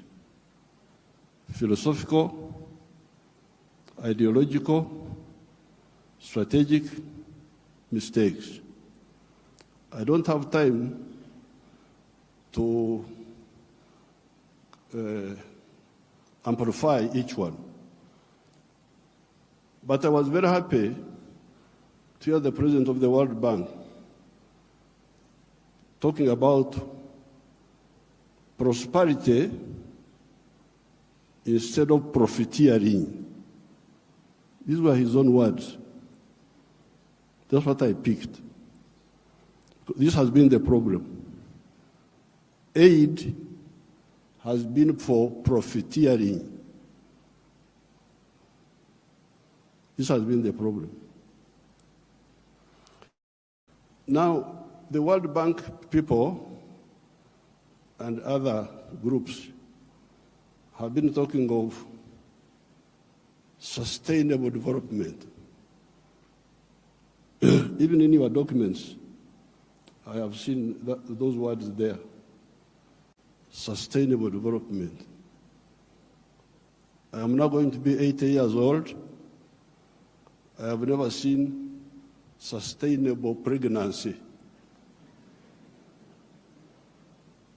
That a woman is pregnant this year, the pregnancy continues next year, 3 years, 4 years, it never happens. In life, pregnancy develops sustainably within the womb of the woman. Quantitatively, the baby is growing bigger and bigger. But at some stage, quantitative growth must be transformed into qualitative change. The pregnancy must become a baby. If the pregnancy remains pregnancy, the fetus will die. So therefore, I would even ask you to change those words in your documents. Africa does not need sustainable what?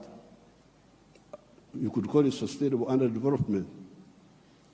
Africa needs socio-economic transformation. The pregnancy must become a baby. The baby must grow and become a teenager. The teenager must grow. That's what happens in life. You cannot have quantitative growth and you think you are doing anything. The main reason why there is no growth is because the growth factors are not funded.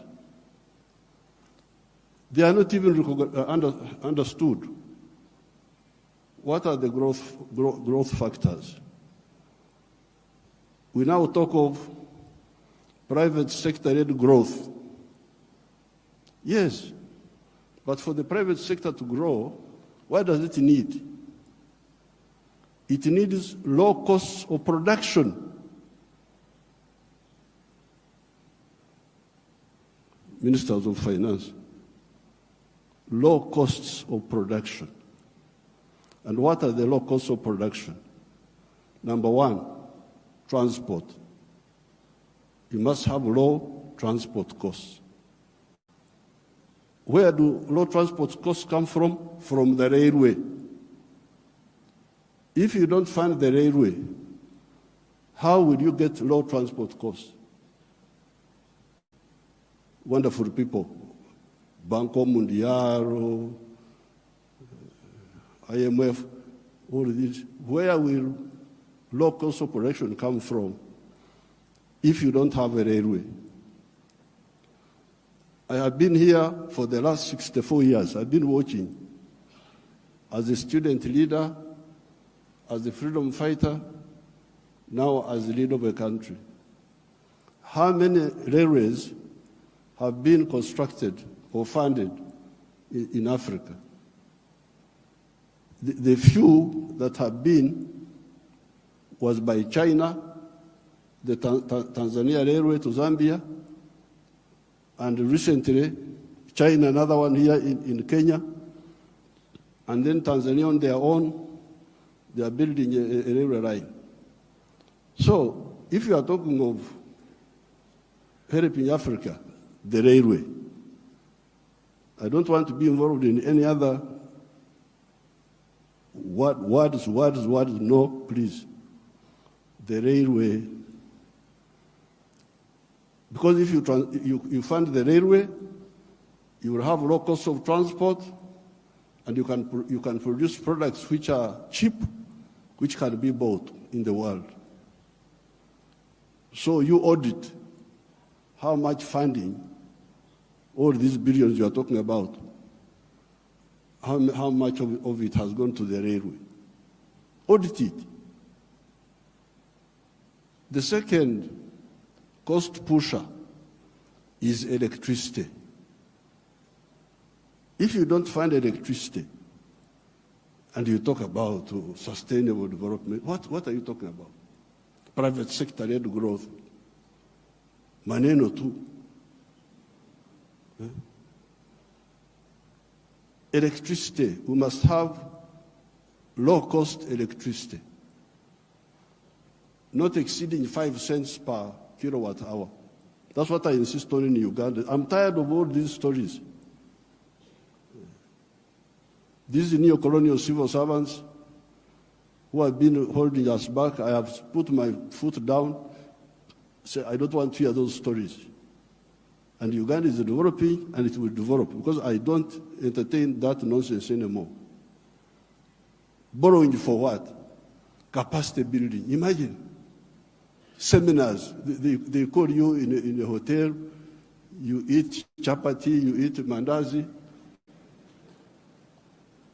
They say that is capacity building. Capacity building should be on the ground, not just seminars. So, the second point, Excellencies, electricity. The third one, those people who talk about private sector-led growth, private sector-led growth.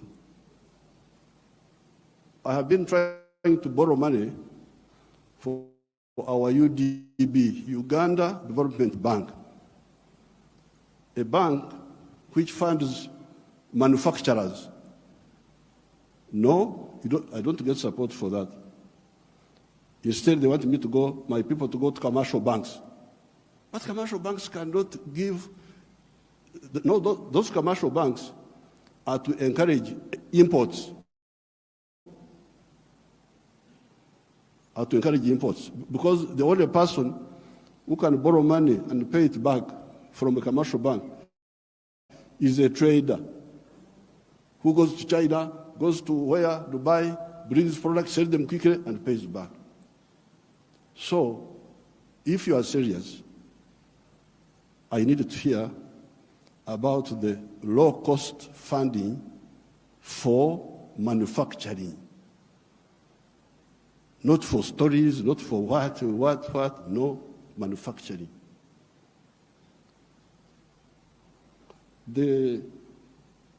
How about funding for irrigation?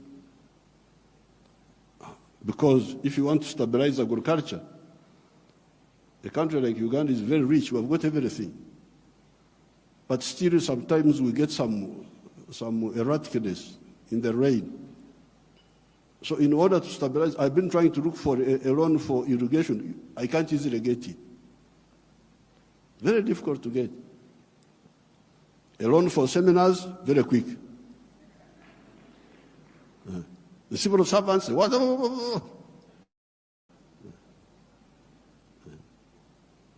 But a loan for irrigation, you don't see. Now, finally, the loan for, I don't know the situation in other African countries, and I don't have time to talk for a long, I don't have opportunity to talk for long. But Uganda is a very rich country. But one of the problems we were having was that our people were outside the money economy. They were in what they call subsistence sector. They just produce for eating, produce for eating, produce for eating. wanashughulikia tumbo tu. So I was looking for money. Please give me money to give coffee seedlings to these fellows who are just producing for the stomach, so that they can produce for the stomach, but also produce for the pocket, so that they join the money economy. You cannot imagine that by 2013, a few years ago, 68% of the homesteads in Uganda were still in the subsistence sector, in the non-money economy. You audit your countries. What is the situation? What is the percentage of the people? So I had now to use my own money, because I couldn't borrow money from anybody.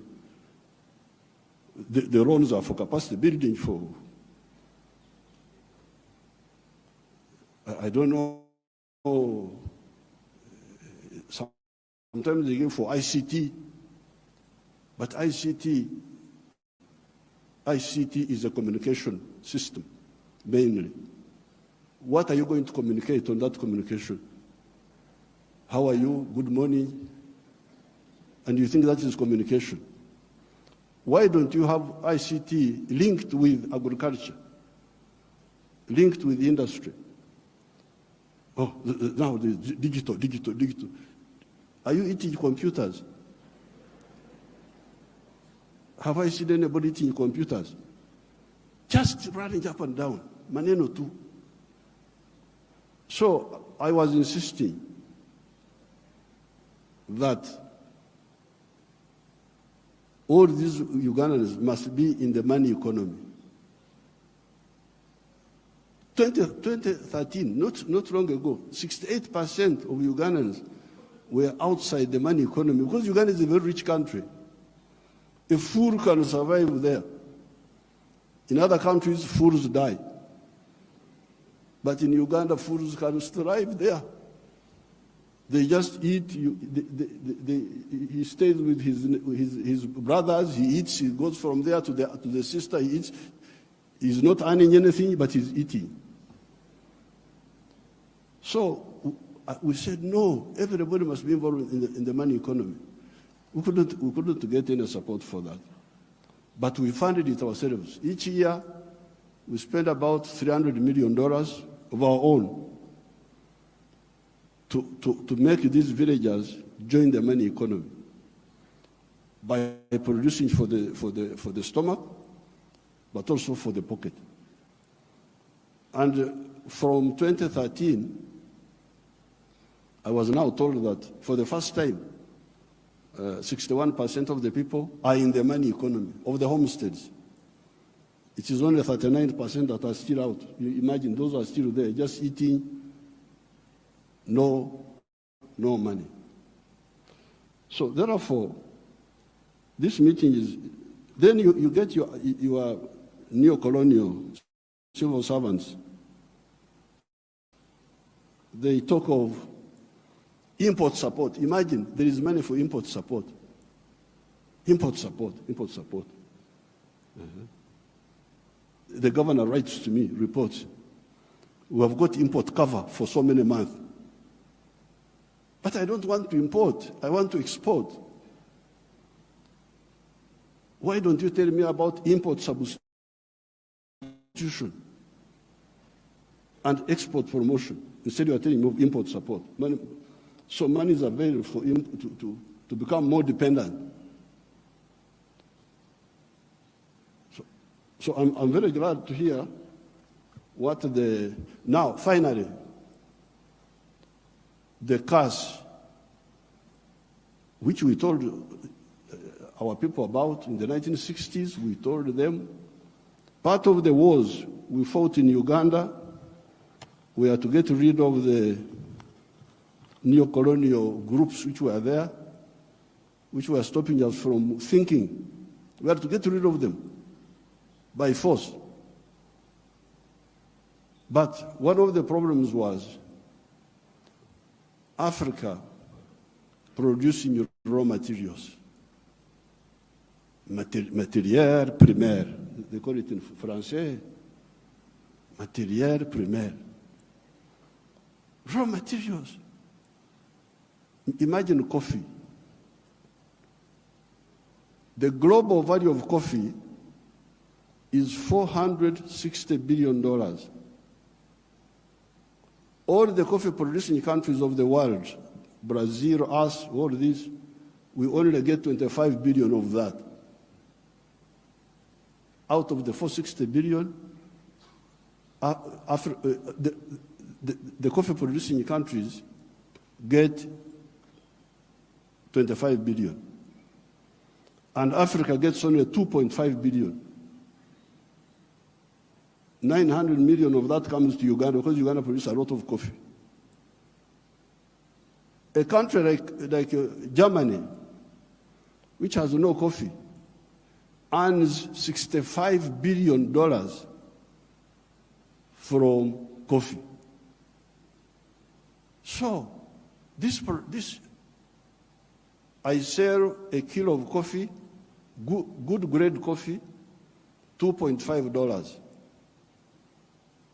Somebody in London would get $241 from that 1 kilo. Okay, there are other costs on the way. I don't want to, because he's the owner of a restaurant and so on. But coffee roasting, coffee grinding, coffee packing must happen here in Africa. It must happen at source. The shirt I'm putting on is Ugandan cotton. I don't put on foreign clothes.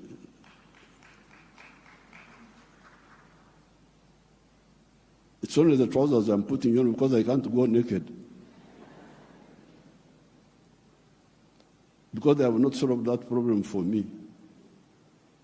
So, if you look at cotton, how many job levels are there? Job levels. You grow the cotton. Okay, that one we do. Those jobs we do. We gene the cotton. Toa and begu, remove the seeds. That one we do here. And we end there. When you hear all these countries which have got crisis, Burkina Faso, I don't know what, Mali, all of them are cotton growing countries. But how much textiles are they producing? They're importing textiles, I don't know from where. So now if you end at level 2, gening, removing the seeds, then you take the pamba, you take the cotton, to cleverer people who are clever. Watu wenye akili. Wako huko. Sisi hapo tutajiita vipi? Kama mtu anakuzidi akili wewe unasema wewe nani? So they take the cotton, they spinning, more money, more jobs for their children. They weave, more money, more jobs for their children.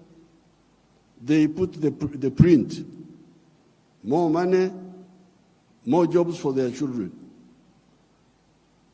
I looked at the figures. Uganda consumes 276 million meters of textiles each year. And that wonderful country of yours spends $880 million on clothes. Some of them dead people's clothes from Europe. When people die, their clothes, they are sent to you people, to Africa. And we spend 800, all the money we earn from coffee goes back to bring dead people's clothes. But we have got one factory there called Nitil. It produces 25 million liters, million meters So in order to clothe our people in Uganda without importing, we need about 11 factories like the one of 19. And they would employ about 20,000 people. So there, and we would save $880 million, which we are just giving to other people. So this Ida, what did you say about the modern slavery of the Africans, of producing raw materials? In one of our documents in Addis Ababa, we had talked of Africa producing what it does not consume and consuming what it does not produce. They had put that as a summary in one of the documents of the African Union. We must get rid of the production of raw. I banned the export of minerals from Uganda and process. I banned them. Piga marufuku. Then the agents were going in the corridors, what Mufanyi, no mineral will come from Uganda if it's not processed. You wait until I go away, you can steal the minerals, but not now. I banned this export of unprocessed minerals in 2012. My young brother, His Excellency Ruto, I forgave him and gave him some little iron ore for, I think, 2 or 3 years, because I've got a lot of iron ore, one of the best in the world. I told him, His Excellency Ruto's man, Muhindi wa hapa Kenya, you come and build the steel factory in Uganda at the iron ore. Oh, I've already built in Mombasa. So I said, okay, because of my young friend, I give you some iron ore for 2 or 3 years. But come and put the factory here. Now you can imagine akili ya watu wenu, my civil servants. An Indian wanted to take that iron ore to India. Imagine. Iron ore in our language is called obtare, but it is soil, black soil. If you see it, it is soil. To take that to India and do what? Pay your wonderful people $47 per ton. Our iron ore is the purest in the world. It is 70% pure. So you need like 1.5 tons to make a ton of steel. Now, a ton of steel costs $700. Somebody gives you $47 on your wealth, the wealth of your people, and he gets $700 from it. And all the jobs, your children have no jobs. Watoto wa Wahindi wanafanya wampata kazi. I can't be part of that treachery. So I banned, there will be no export of unprocessed minerals from Uganda. So there's no business. What do you mean there's no business? So when I banned them, they are flocking in now. They have opened 7 gold refineries. 7 gold refineries. They are there. Because I banned. The other day I was opening a tin refinery. You can imagine this tin, and Sulu Samia may know where we were, the power station, both sides, the Uganda side and the Tanzanian side. That is all tin. But all this time, imagine, since the British were here, they were taking, walikuwa wanachukua mawe tu, stones, Because tin in nature is a stone, looks like a stone. So they take that. And they give my people $11 per kilo. And they take it to cleverer people. For the cleverer people, they get $32. My people got 11, those people get $32. And all the jobs. So when I was opening the factory, I was asking the refinery, I was asking them, this boy who opened the factory is a Canadian. I was asking them, huyu Mkanada ameleta umeme wake? Has this Canadian brought his own electricity? No. Anatumia umeme wa kwetu. Ameleta maji yake ya factory? No. Anatumia maji yetu. Internet anatumia ya nani? Ya kwetu. So, out of the $32, much of that money will remain in Uganda. Pay for the raw material, pay for the electricity, pay for the water, all that remains in Uganda. So, what does, first of all, my African brothers and sisters say about this hemorrhage of Africa? Hemorrhage. Echikurukuto, we call it in Uganda. This hemorrhage must stop. The crisis you see in these countries is because of stagnation of the last 60 years since independence. The population is increasing, the economies are not increasing. What do you expect? So with these few words, Your Excellencies, what do I say? Merci beaucoup.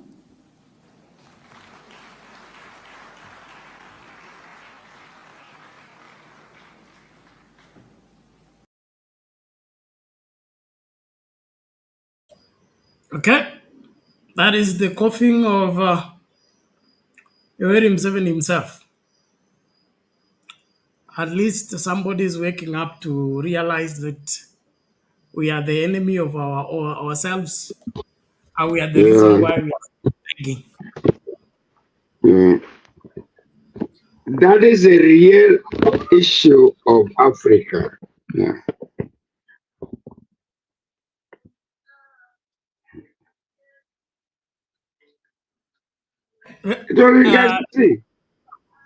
Okay, ngoja Stephen, nakuja kwako. I wanted Lala to respond to that before we come back to you. And na wengine wote maoni yenu nataka kuona atako wala mko kwa comment section. House of Ref anasema thank you Museveni.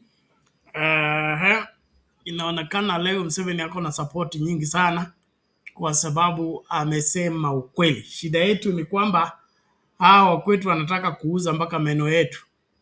Wanataka kuuza mpaka nyumba zetu. Kila kitu ikuwe vile mzungu amesema, badala kwa hiyo tekeleze wajibu wake kuhakikisha kwamba our jobs are being done here. They talk about Arizona University, mara nitafutia digital jobs, kufinya computer. Reverend Lala, speak up. It's 2 a.m. We need to begin to write.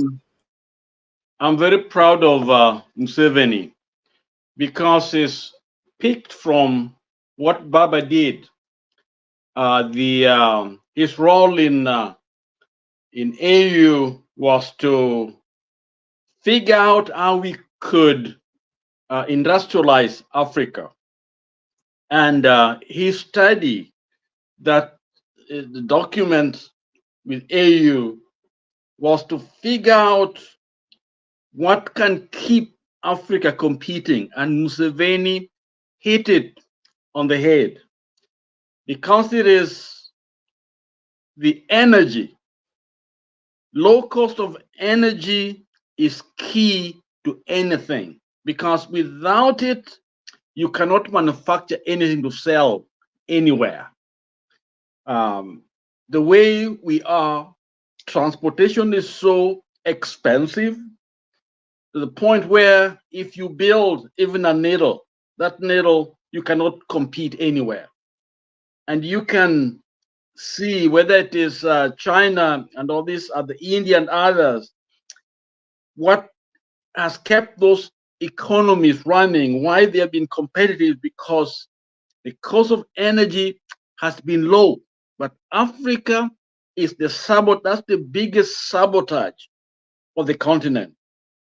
And that's the reason why the West did not want to support Baba's candidacy, because Baba was all about finding a cheap energy and also connecting Africa through rail.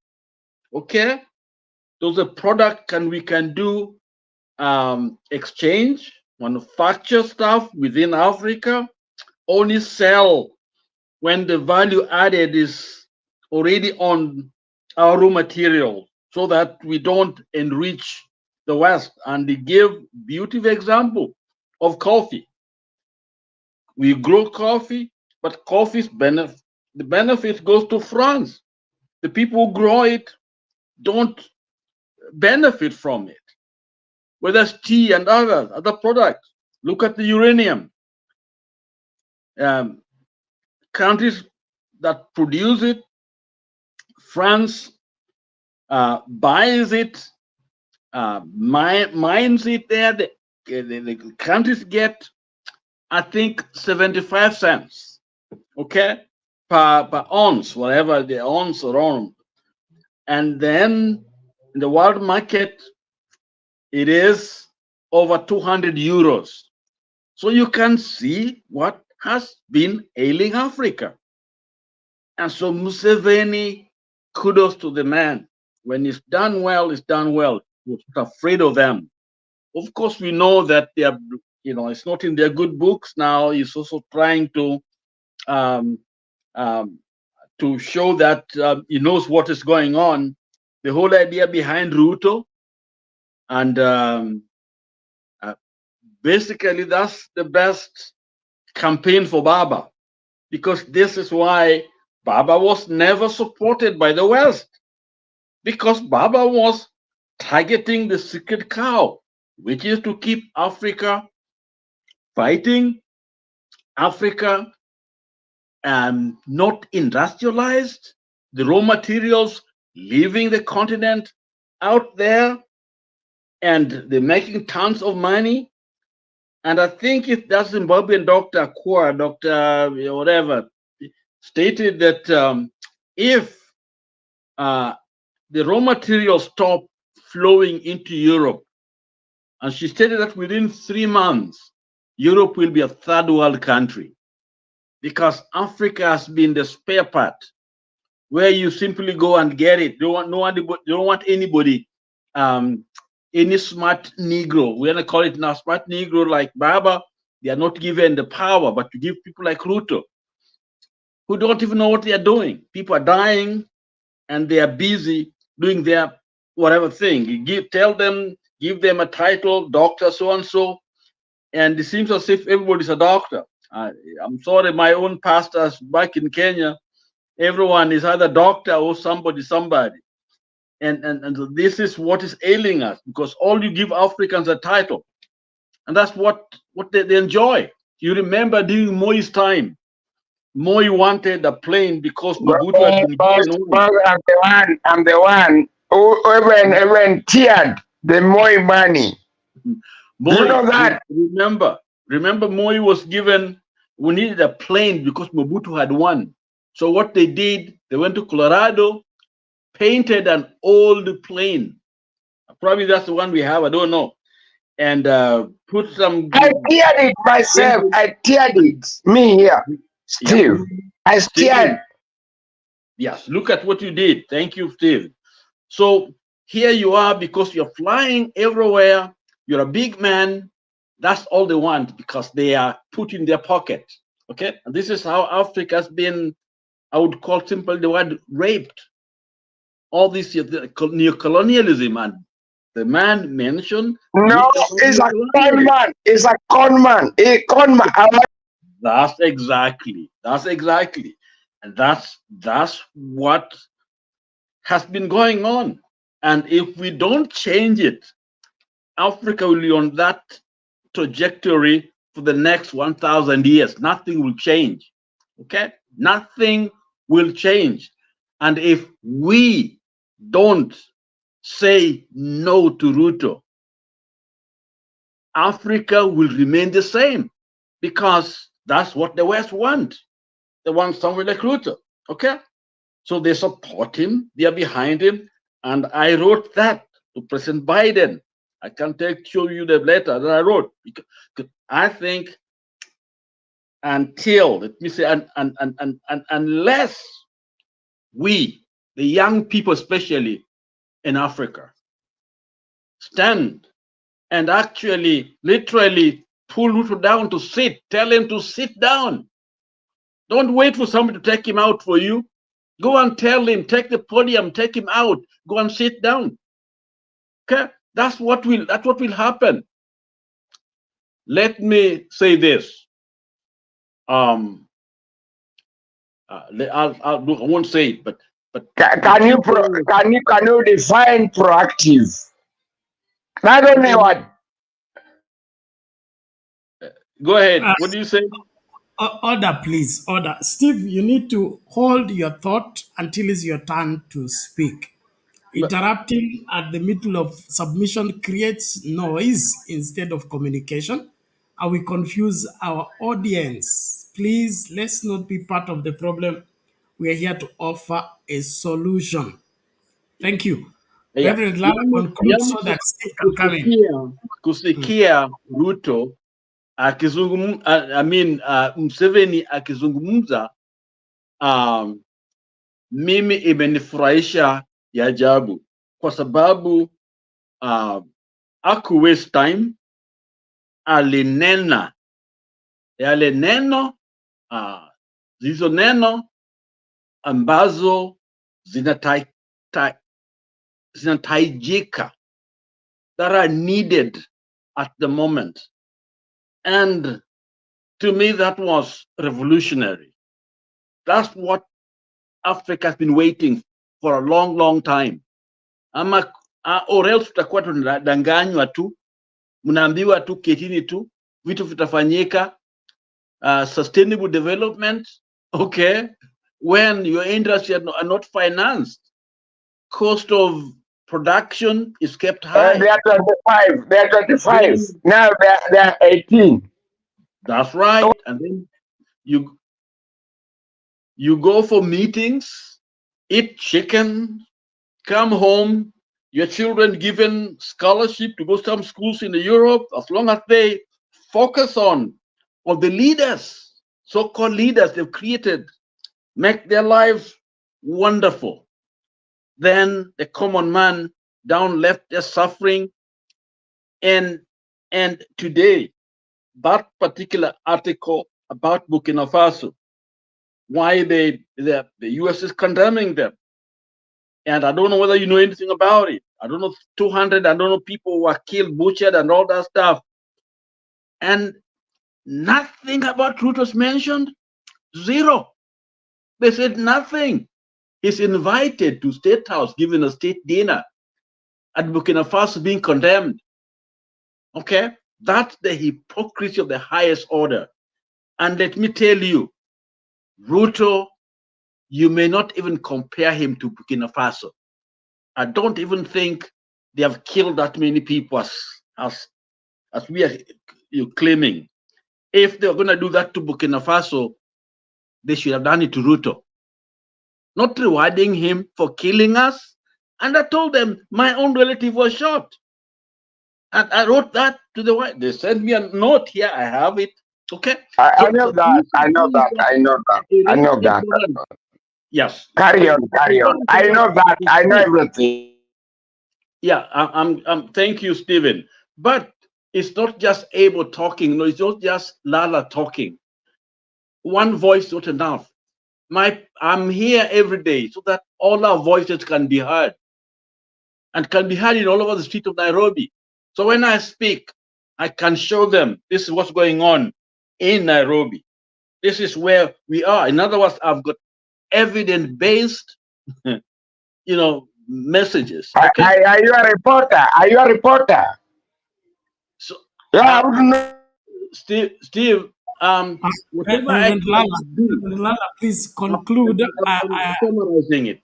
Whatever I can do to motivate our young people, because they are the answer to the African challenge. Museveni is an old man. He spoke. What are we going to do? Are we just being entertained by that message? Is a great message, and we do nothing, and we don't step out? Let's go out.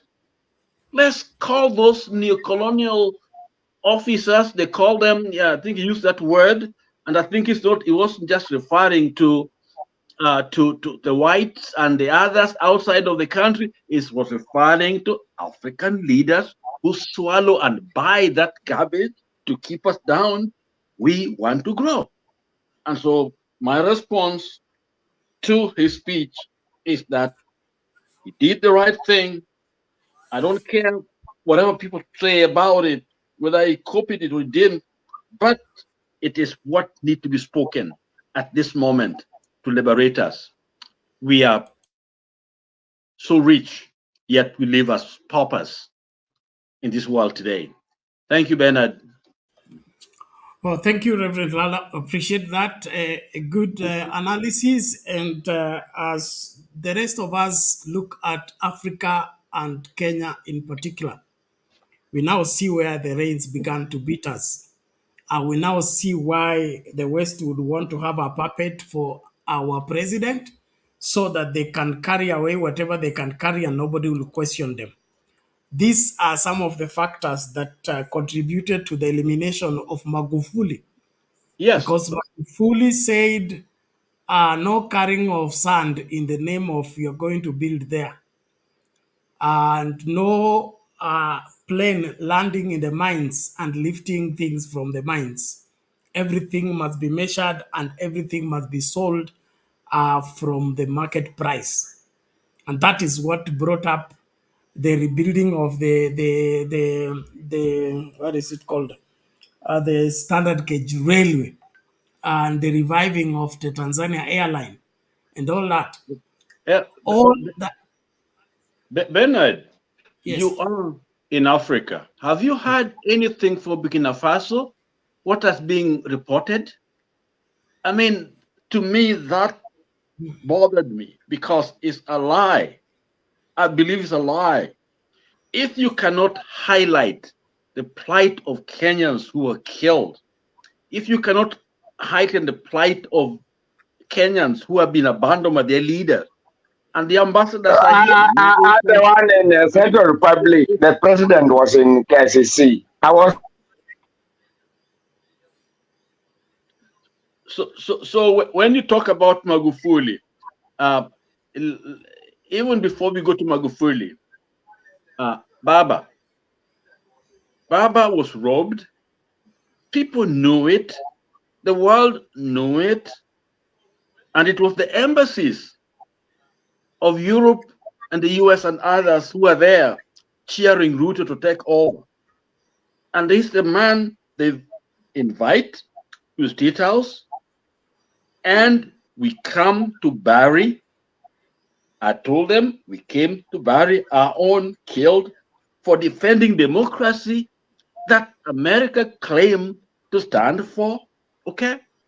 The same people that are there to champion of democracy in the world, yet they accept Ruto. I told them I support the party. I've supported Democrats with thousands of dollars over the years. Okay? Supported the party. But on this issue, I disagree with you bringing Ruto to the US. And I pray for Kenyans in the diaspora. Let's all come out to Washington, wherever it is, and demonstrate. I'm not called a diaspora. I refuse it in UK. I refuse it. I'm not.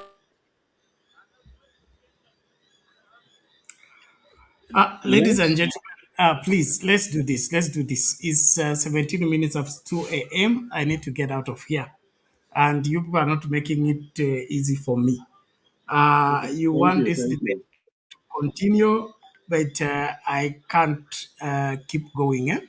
Stony PK will be coming later and open a new feed. I think we'll be able to proceed with the conversation from that new feed later on.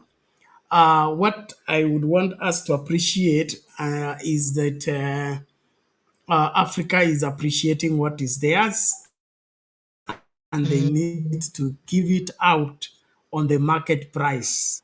The issue of our former colonial masters dictating to us how the terms of getting our raw material and getting our products, that thing is now passed with time. And so what Museveni is saying, what Niger is doing, what Magufuli started to do, what Baba is advocating for, that need to be the new Africa that we are looking out to. And so as we engage, let's open our mind to that reality. Did you listen to Ruto's speech? He's reiterating what he's been told to say. He's parroting what they want to hear. Paranoid. Yeah, you don't know that word. It's paranoid in the West. Order, Steve. It's not paranoid. It's parroting. It's not paranoid in the West. God. Well, you know, I was in my high school. My high school English teacher used to brag to have studied in London, and she has come to teach us the Queen's language. And so, which are the Queen's language? Can you go to the Royal? Queen's language. Okay, which Queen language do you have? Yani, you know Queen language. Hey. Which paper have you taken today? Ebu relax kwanza. So Mrs. Sakwa used to say he has come to teach us the Queen's language. And what I mean by parroting is the parrot repeats what somebody has said. Okay? It doesn't think for itself, doesn't, construct whatever. You say one, it will say one. How one came, it doesn't know. You say three, it says three. It just repeats. So the parroting is that what we are being treated to. Coming to tell the wazungu what they want to hear. Ile anaitwa nani, Mulu Mutisi alikuwa anaambia Arab Moi. Walikuwa wakisema kwamba Jomo Kenyatta ndio hayati, lakini ukweli kwamba wewe Moi ndio hayati kabisa. Ndio hajakufa. No, nasema hayati hajakufa. Mule Mutisi. Nonsense. But now let's do this. So Steve, I'll give you 2 minutes to wrap up. I want us to get out of here, but later on nani atarudi ataendeleza kipindi baadaye. So Steve, take your 2 minutes. Lala onde utatufungia. I will just do the wrap up. Wale watu hawajatuma michango yao tafadhali. Sijaona mchango ukiingia leo, sijui kuna nini. Tujitahidi, leo ndio mwisho wa mwezi. Okay? I don't want this thing to fika tarehe 5, so that we concentrate on the really serious matters of recovering this country and recovering Africa as a whole. Stephen, take it, please. Thank you very much, Bernard. You see, Africa has been taken for a ride. What Museveni talked there is called macro and micro. It is a real Africa. We should not aim for the West. One. Let me go to, because when I talk, that is it. That's what I've talked it. I summarize it. I'm a summary. Yeah. The other one is, which one do I want to say? Ask me another question. No, No, let's wrap up what Museveni said, and in view of the current Africa. What Museveni say is that Africa has to be original, regardless of politics. Politics inform people in grassroots. I summarize it. I was listening to him now. Yeah. This thing called IDS, IDA, I don't know IDA in KCC in Nairobi. That don't make sense to me. They changed the name. It was International Development Assistance. And we saw how it was sent in Zimbabwe. I didn't know even the Zimbabwe person was there. But if you see all those leaders, they were just pressing it again. And here in UK, we refused. The international development assistance to Africa should not work. It means that they will come with condition. You see when this guy was talking, India person talking from World Bank, he's just reading. All the leaders were just reading. Only Museveni and Sierra Leone only. Those are people who can care about Africa.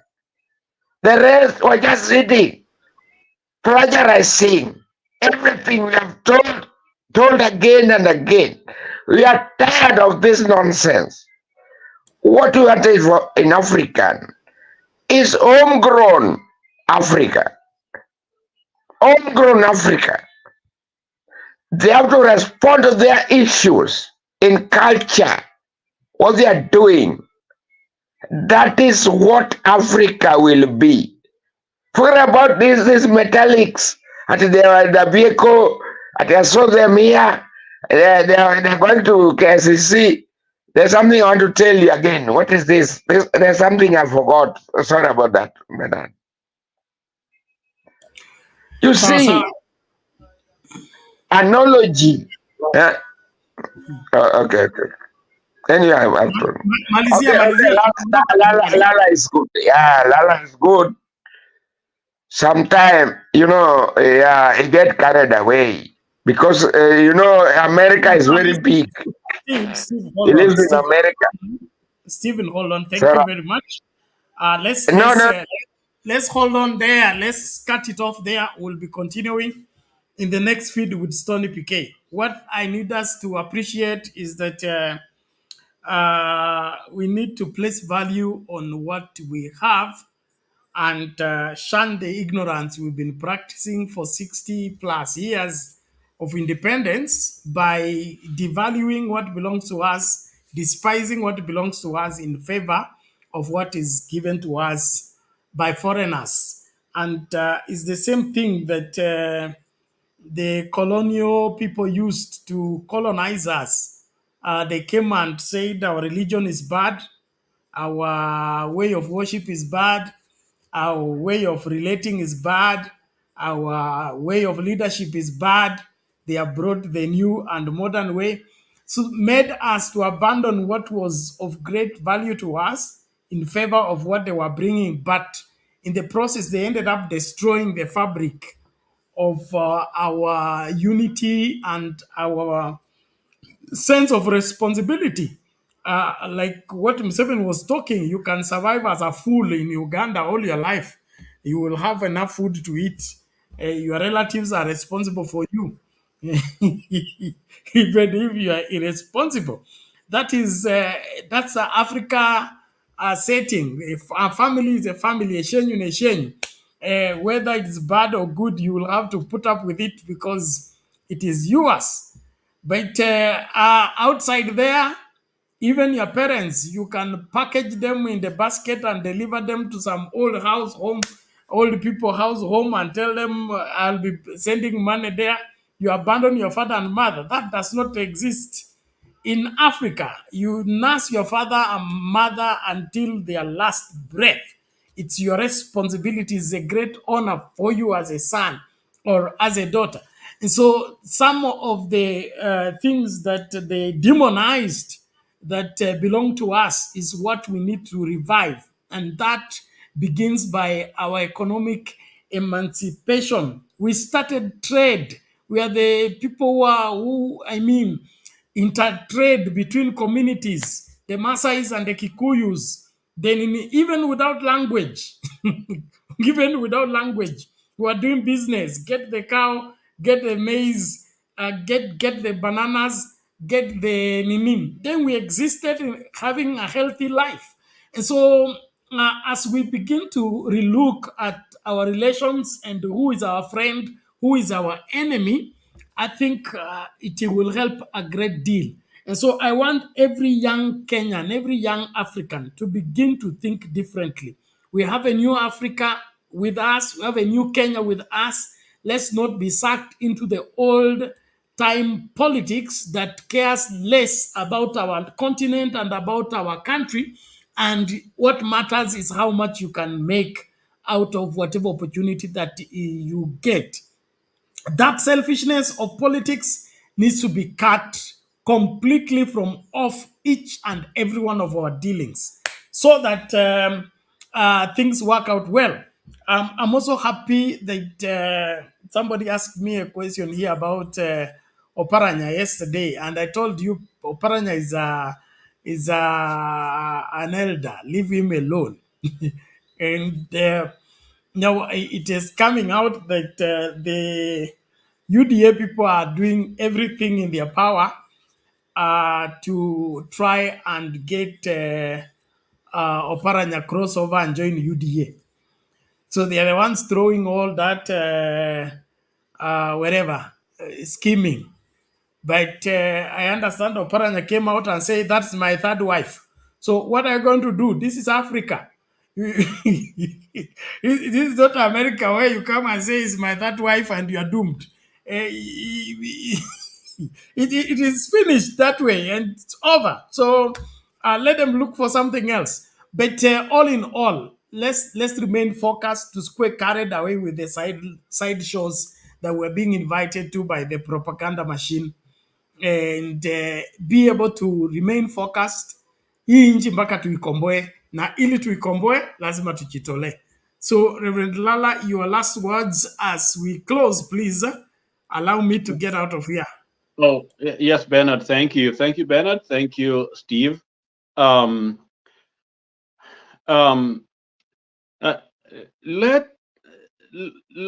us, let me say this. You see, there's what we call psychological warfare, using the mind to liberate yourself. One of the things that the colonialism has done to us is that mentally, mind-wise, they've been able to come in to your mind and my mind. First of all, to take away from us what God has given to us. I'll give an example. Some years back, we had this health, I think these extension workers, they go in to educate women on how to keep their kids, nutrition, things like that, raise their kids well. And one particular teaching, I think one of the documents had a case where a mother works hard, has eggs, and go and sell the eggs to buy a mandazi for the child. In other words, the egg, which has all the nutrition to keep the child away from kwashako and other things, here's a woman exchanging a mandazi for eggs, thinking that mandazi has got nutritional value. They buy Coca-Cola for the child and Fanta, and then they're selling eggs and other nutritious products we have because we don't believe in our own. And even of late, we have gone into this foreign chicken, this I think is in the US, they have, I think Nairobi, they opened the chicken, American chicken, the general chicken,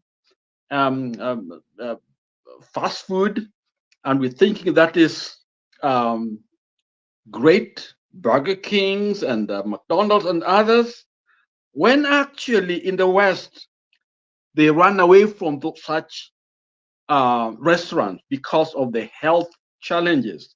They are not good for your body. But for us, we have been pushed some of those products because psychologically they want to control us. So a mother is selling chicken, selling an egg to buy a mandazi for a child. And now let's look at it in a larger scale. Okay, Africa is the only continent on the face of this earth still with intact minerals, natural resources that the world is fighting for. The West cannot be the West without Africa. So they've figured out, how do we get this precious product from Africa? Neocolonialism is an invention of the West to keep us psychologically inferior, make us believe that our music, our religion, our products mean nothing. Things like they tell us to grow tea, and then they take it out to Britain and other places, and the name changes to be the British tea. Yet they don't grow any tea in Britain. And Museveni told us clearly what our coffee pays us. When we go and sell it in the market outside, international market, and what we are given, because they are the ones who take it from here, price it in other London auction, and add value to it, and actually make huge profits, while Africans are poor. Farmers are not compensated. And when rough is rough, we try to get out to the Middle East, come to Europe, and they say, no, you can't come here. But your money, your product, your minerals are allowed to come. And when they add value on it, then they bring it back. And some of us are so excited to drive a vehicle, walk with a cell phone, expensive one, when actually that cell phone cannot be a cell phone without the African, the coltains and different minerals that are needed to manufacture some of these things that we see, whether they're plane, jets, and others. They need that African product. And finally, let me say this. The Second World War was won supposedly by the West. This is a story that I never heard from the soil of Africa.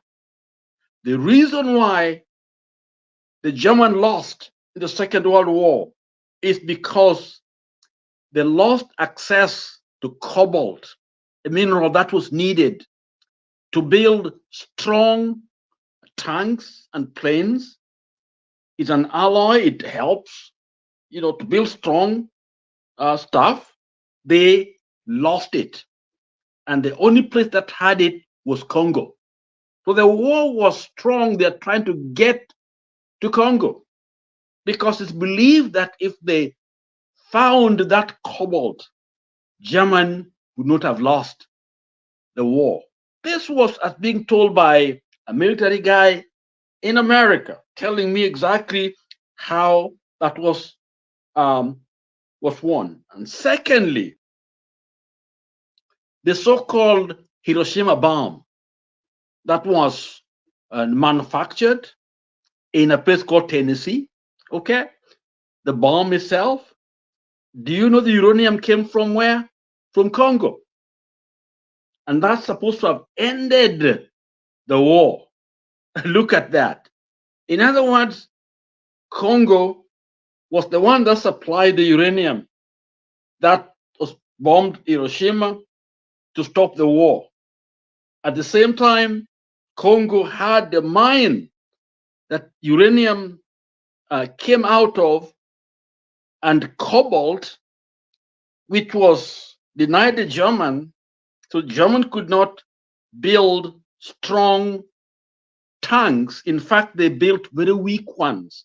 That's why they were losing the war. And so Africa is needed. And now what we need are people of character to defend Africa. And when we do, and this was Baba raised the issue. So they said this man cannot lead a nation. So now the AU and others said, you know what? This man whom you opposed is the one heading the AU. I don't know whether people understood that aspect of Baba going to AU. It's actually a rebellion against the Western powers from controlling Africa, because people like Baba have been opposed, and anybody who is giving that independence are not needed. And so this is actually a rebellion, and they are scared to death that Baba will influence people. And you know what? The war in our time, the best fight is ideological. If you can win the mind of Kenyans, if Kenyans can have their mind corrected, then you don't need Ruto. It will go. Because right now, if you take Ruto, another Ruto will come in because you are not able to defend yourself. So our fight is almost like a losing battle, because at the end of the day, we'll fail. We don't know what to do with the next person coming in. But if psychologically we know who we are and whose we are, and stand on those principles as Kenyans, as young people, and say no to anybody who is coming to take these rights we have, right to demonstrate, right to defend ourselves, okay? Right that we have in our constitution. Anybody coming to take them away, no one, none of us should let that happen. Monkeys, I'm ending, Bernard. Monkeys in the forest know that better than Kenyans. When you go and take one, every monkey will come out. Why can't we do that? Why can't we do the right thing, the godly thing, the faith thing? Why can't we be our brothers' keepers, stand with them? So I end, Dubai had this disaster, and the country has rallied together. No one is sleeping naked. The entire nation is focusing on each and every one of those people. They have homes, some are putting hotels and others. In other words, no one is going hungry.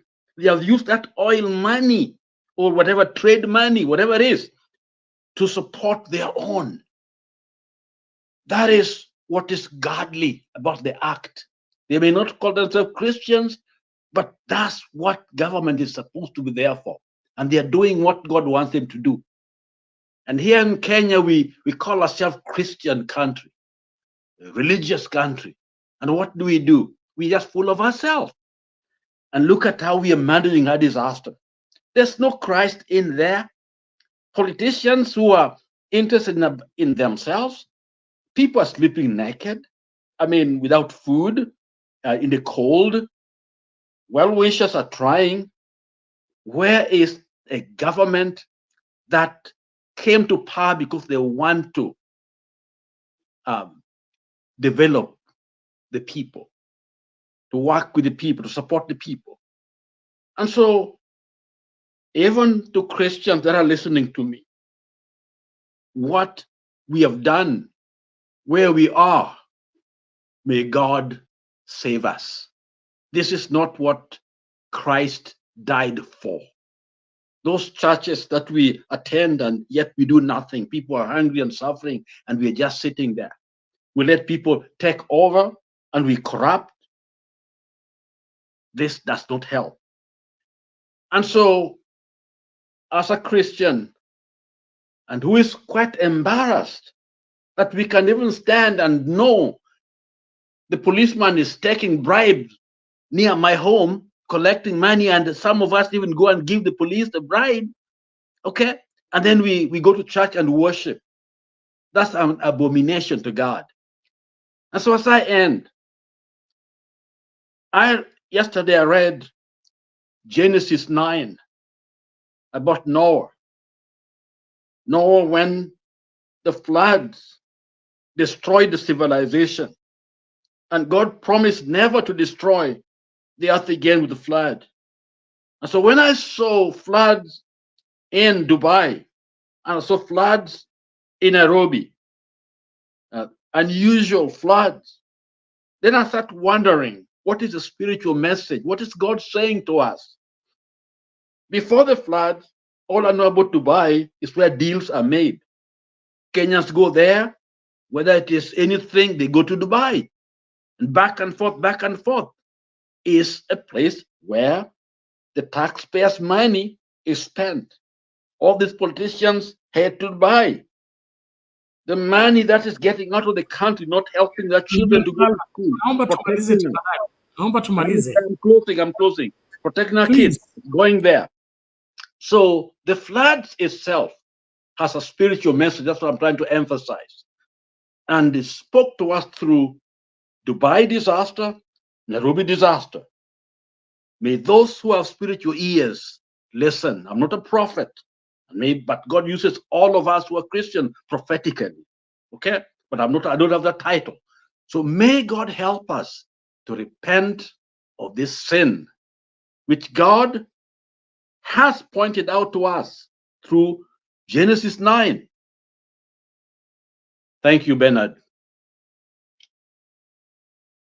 Why is it that the richest continent on earth, the go-to place for the world, is painted as the poorest? And I am not going to mince my words. The truth of the matter is the world needs Africa. Africa does not need the world. We have everything we need on earth. We could paralyze the world economies. Take a simple thing. Like we decide DRC can no longer export its coltan. That alone can paralyze the world.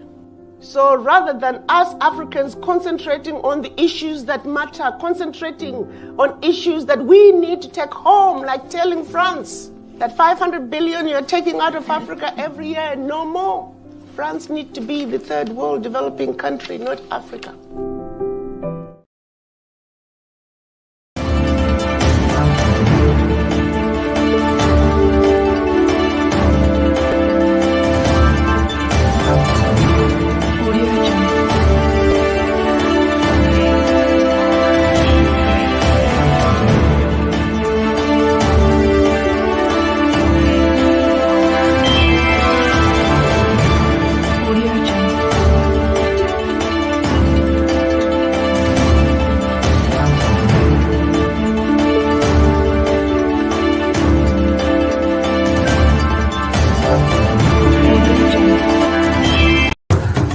Talk sasa imeboreshwa zaidi. Kila siku ya wiki asubuhi tunapambazuka na maabudu na sifa kwenye kipindi cha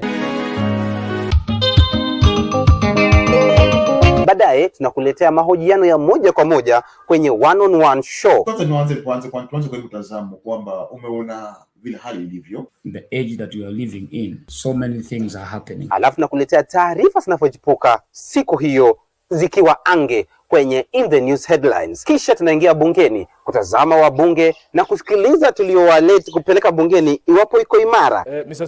Mr. Speaker, they should not be given an opportunity to be in those committees.